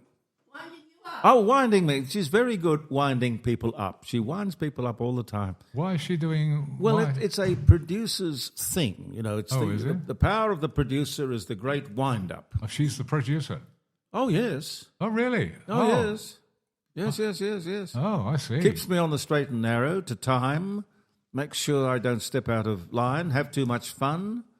You can't have that. Oh, no, you can't have too much fun, can you? I don't know. You can't. I don't know. Don't talk to Isabella about that sort of thing. I hope her mother keeps her away from such things for as long as possible. Well, this is a scrapbook that I compiled while I was at the BBC. When they finished with papers, they threw them out, but I'd go through them and cut the best things out. I love the one, Britannica Encyclopedia, full set for sale, not needed due to husband knowing everything. Dear, most husbands no idea. There was some Jim. I've got a whole book and it would take too long over the thing, but there was another story that Jim liked out in the car. I don't know if I mentioned this, the police playing a football team, playing a local team, and they thought they recognised someone who was wanted for a crime and arrested him. Mm. The police were losing the match 2-0, but after they arrested him, they won the match 3-2. Well, that's creative. Isn't it? Yeah, why wouldn't you? They love a sense of humour. The British police reduced a lot of tension with laughter. Mm. The Prime Minister always had a press annual conference in Brighton. Yeah. And the security was massive. And every car was searched and everything. And the police came across my partner's colleague and said, "Open the boot, please." And she did. And inside were all these sexual devices, everything possible, imaginable. In a boot of a car? In the boot of the car. Strange. And, you see, she was a psychologist and she was going to give a lecture. Oh. So she took along these. Anyway, the officer couldn't believe it. Ran over to his colleague and they had a conflab. Back they came and they said, "Madam, we don't want to know what you're doing with all these things in this car, but can we please come to the party?" Well, it sounds more like she was taking them home for a trial before she could recommend them to her clients or something like that. Might be. I didn't go into that, or I just heard the story. No. And away with that. And there was a lot of fun. And when I went back, I was pulled over and tested for... Anyway, the officer... I know that feeling. The officer came up and said, "Oh, I'd better get the sergeant." When the sergeant came up and said, "Oh, hello, sir, had a few drinks, have we?" And I started sort of fooling around and all that, and put my arm around him, and the car behind couldn't believe it. The driver was goggle-eyed. And the sergeant said, "You haven't had a drink, have you?" I said, "No, I haven't, no. But I'm going to pretend I have had a few." You like winding people up? I love it. So have you met Caroline? She likes winding people up as well. Oh, she's never wound me up, I've seen. We get on really well. She winds everybody up. Is she? Oh, I've got it to come then. The great anyway, winder-upper. We carried on and he let me go. And the bloke got out of the car. He said, "You let that idiot go? He was drunk out of his mind." No, he wasn't. He was cold sober. Do you know how I know that? And the man said, "No, he goes out with my mum." So small world. Very small world, yes. But it works here. I remember there was great rivalry between the Greeks and the Italian soccer club. You know, when they played, the local derby was quite something. And they had Italian names and things. Yeah, oh yes. It was at Kensington, and the team, 2 police officers came out, and the crowd started booing them. Oh.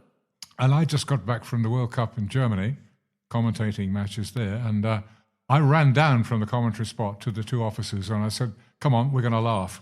We'll make a joke. Slap me on the back, we'll have a good laugh, and everything.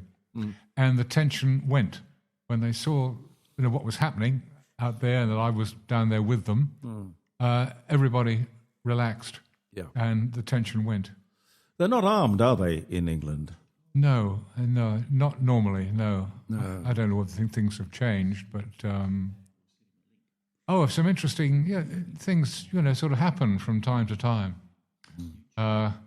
Going over to Ireland as a guest of the Irish Tourist Board and doing interviews and promoting, went into a place in Killarney, and I'd got a very BBC accent at the time. I was moving around, John, you still have. I still, well, I've got a new agent thanks to one of your guests last time.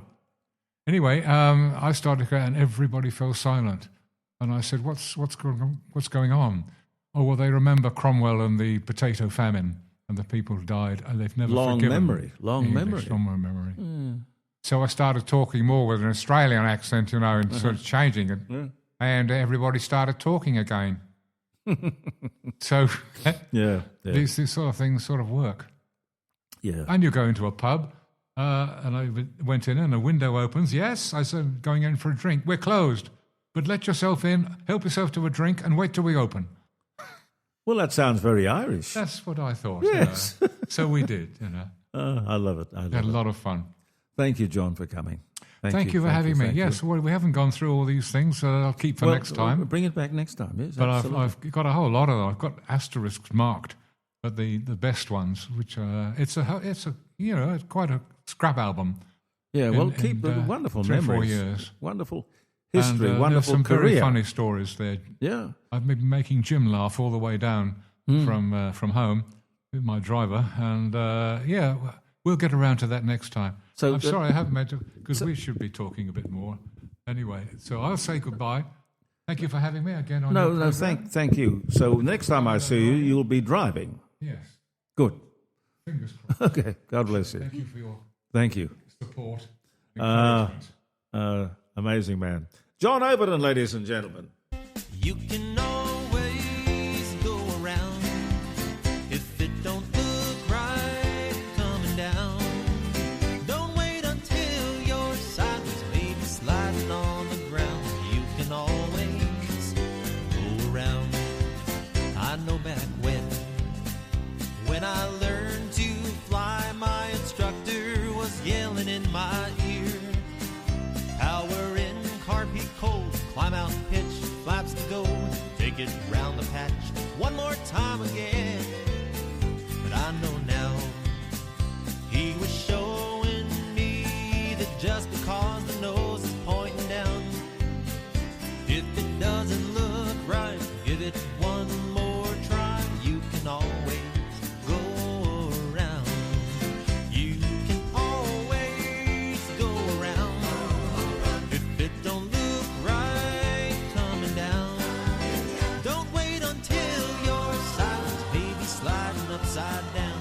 You can always go around. You cry and moan and say it will work out, but honey child, I've got my doubts. You can't see the forest for the trees. So don't get me wrong, it's not that I knock it, it's just that I am not in the market for a boy who wants to love only me. Yes, and I ain't saying you ain't pretty. I'm saying I'm not ready for any person, place, or Okay, I haven't given you the dates, have I? Isabella Taylor and her mum and her family, they are leaving, and John's about to go out the door. And the dates, happy birthday if you're having a birthday, happy wedding anniversary, July the 10th. Coca-Cola and Company announced that it will resume selling the old formula Coca-Cola, which is fascinating because they never should have changed it in the first place. But anyway, better late than never, I suppose. I don't know what that cost them. You know, there could be a wonderful book in all of the stupid decisions that companies make and the cost of those decisions. That was 1985 that occurred. The old formula Coca-Cola came straight back.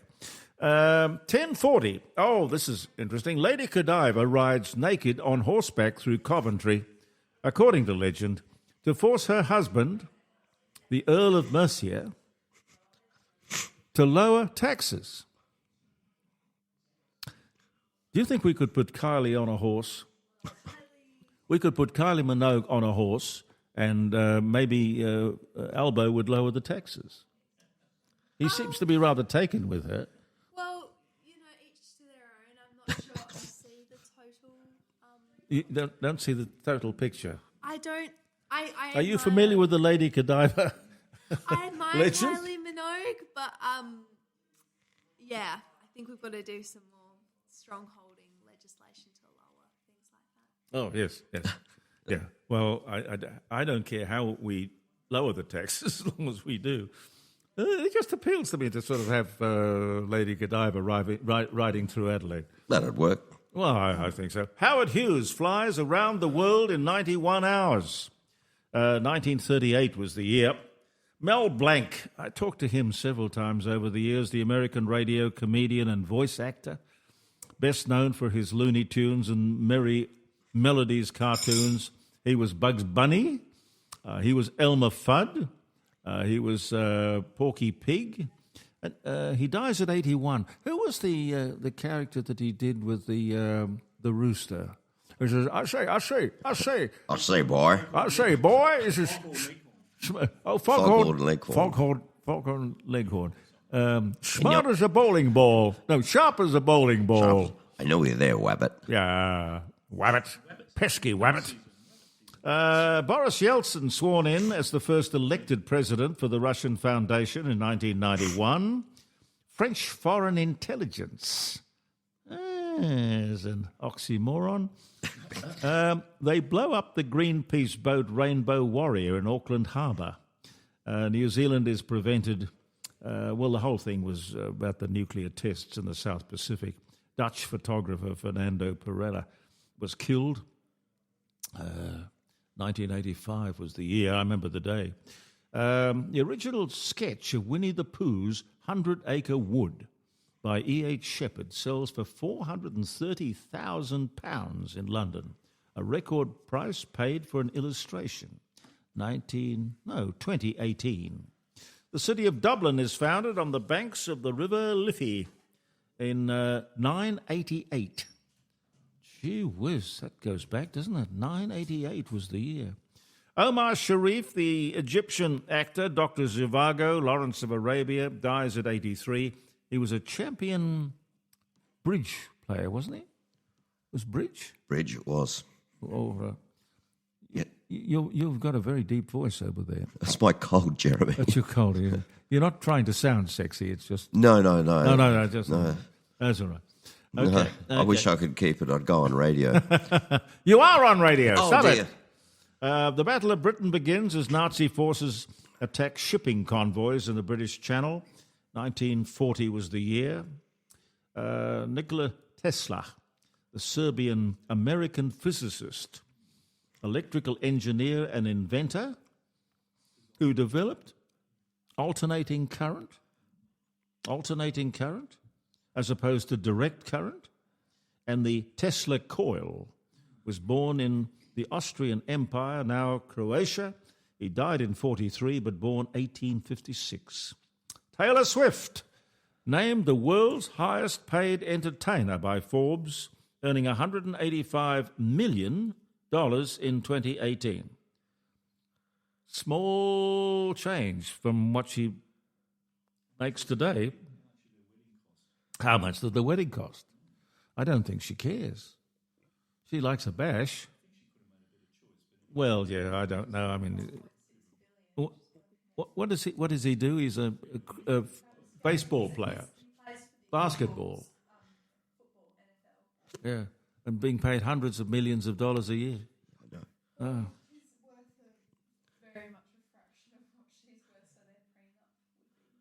Interesting prenup. They tell you about prenups around here at Seymour College? No, I learned that. Oh, you learned that at home? I love that. When I was 14, I never knew anything about prenups.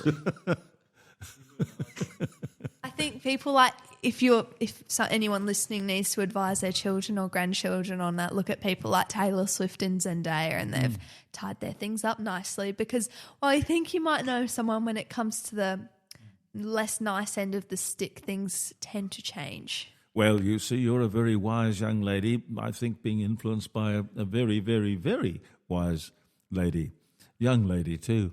So, you've learned lessons. As Elmer Fudd said, be very, very careful. Be very, very careful. Yes. Marry in haste, repent at your leisure. It's an old saying. Taylor Swift, what? How long will it last? Oh, I don't know. I reckon she's had a tumultuous dating history up until now. Oh, gosh, don't even get me. She's had people cheat on her. She's cheated on. It's interesting. And I know she wanted to have kids, and she's kind of, her biological clock's ticking. So I think she'll probably have kids with him. How old is she? 34 or 35. 34, yeah. Mm. Oh, well, I would sort of say that's the prime of life. Indeed. I think that's prime time. John H. Hammond, American music producer, talent scout, promoter, activist. He discovered Billie Holiday, Teddy Wilson, Count Basie, Bob Dylan, Bruce Springsteen. He dies at 76, but born this day in... No, that's the date that he died, 1987. The first police radio system operated in Eastchester Township in New York. The first police radio system in 1933. We'd better go, hadn't we? The original Birkin. Have you got Je t'aime? Je t'aime. Ah, Je t'aime. Je t'aime. Je t'aime. Je t'aime. The original Birkin bag, designed for singer and fashion icon Jane Birkin. Oh boy. Je t'aime. Je t'aime. Oui, je t'aime. That's her without the bag. Eunice Kennedy Shriver, sister of President John F. Kennedy, founder of the Special Olympics, born in Brookline, Massachusetts, died 2009 and born this day in 1921. What, Caroline? Oh, the first parking meter installed in England. 625 of them were installed. 1958 was the year. And Caroline says I must read this one as well. Donald William Sinclair, British co-proprietor of the Gleneagles Hotel and the inspiration for the character Basil Fawlty in Fawlty Towers. Born in Ireland, died in 1981, but born 1909. I've never heard of Donald William Sinclair. Yeah, very good. All righty, we got to go. And thanks to Rossdale Homes, our sponsors, and all our guests. What have I done with my rundown? Peter Goers was on. Dr. John Bruni, Professor Ian Plimer, Isabella Taylor, Neil Jenman and his wonderful book, and John Ovenden. And Gary with a bad cold. Gary with a cold. Gary with a cold. Have a wonderful weekend. Thank you so much for being with us. We'll have a posting on Facebook at 9 o'clock on Tuesday morning, then again on Thursday morning. That's the Court of Public Opinion from the Garage. You can look that up, Jeremy Cordeaux. And this is jeremycordeaux.com, round the dining room table next Friday. Thank you so much for being with us. Believe in yourself. And goodbye for now. We're together, right or wrong. Where you go, I'll tag along. Remember me, I'm the one who loves you.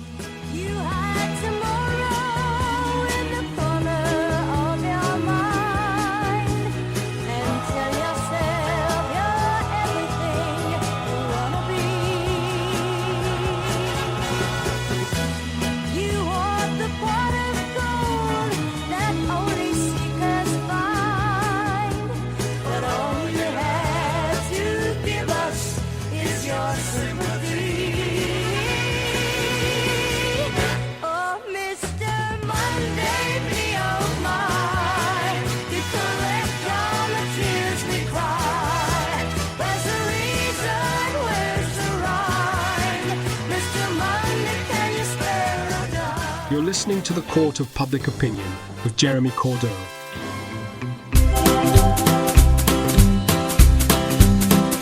You are the winter, fall and spring. You are the sun that summertime brings. You are the stars in the nighttime sky. You are my girl and I'm your guy. You got me all tied up in knots, and I'm loving you lots and lots. I'm just loving you lots and lots. I'm loving you lots and lots.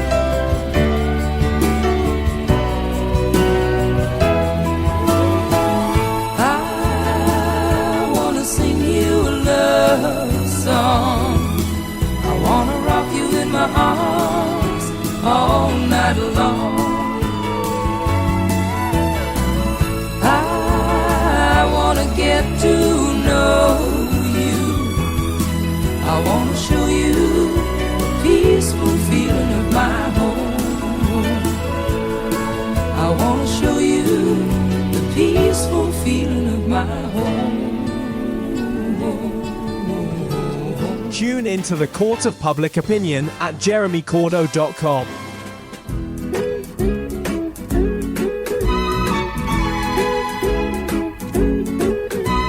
We're all going on a summer holiday. No more working for a week or two.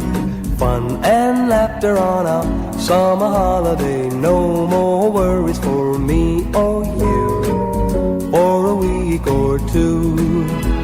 We're going where the sun shines brightly. We're going where the sea is blue. We've seen it in the movies. Now let's see if it's true.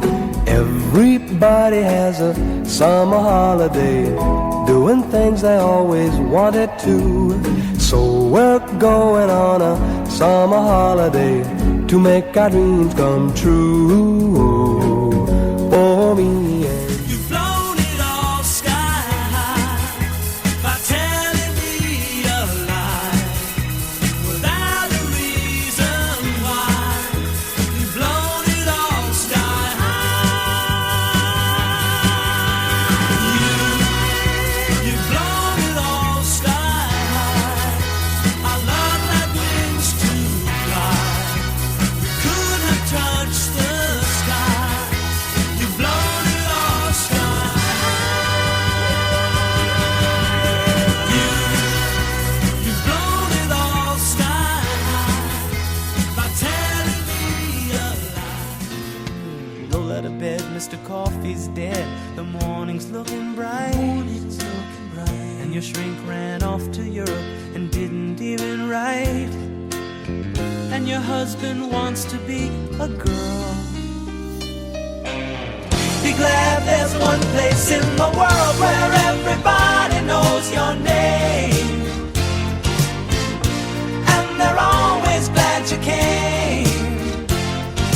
You wanna go where people know people are all the same. You wanna go where everybody knows your name. Soy un hombre sincero, de donde crece la palma. Yo soy un hombre sincero, de donde crece la palma. Y antes de morir me quiero echar mis versos del alma. Guantanamera, Guajira, Guantanamera, Guantanamera, Guajira, Guantanamera. You alone are the living thing that keeps me alive. And tomorrow, if I'm here without your love, you know I can't survive. Only my love can raise you high above it all. Throw it all away, our love, our love. Don't throw it all away, our love. Don't throw it all away, our love, our love. Don't throw it all away, our love.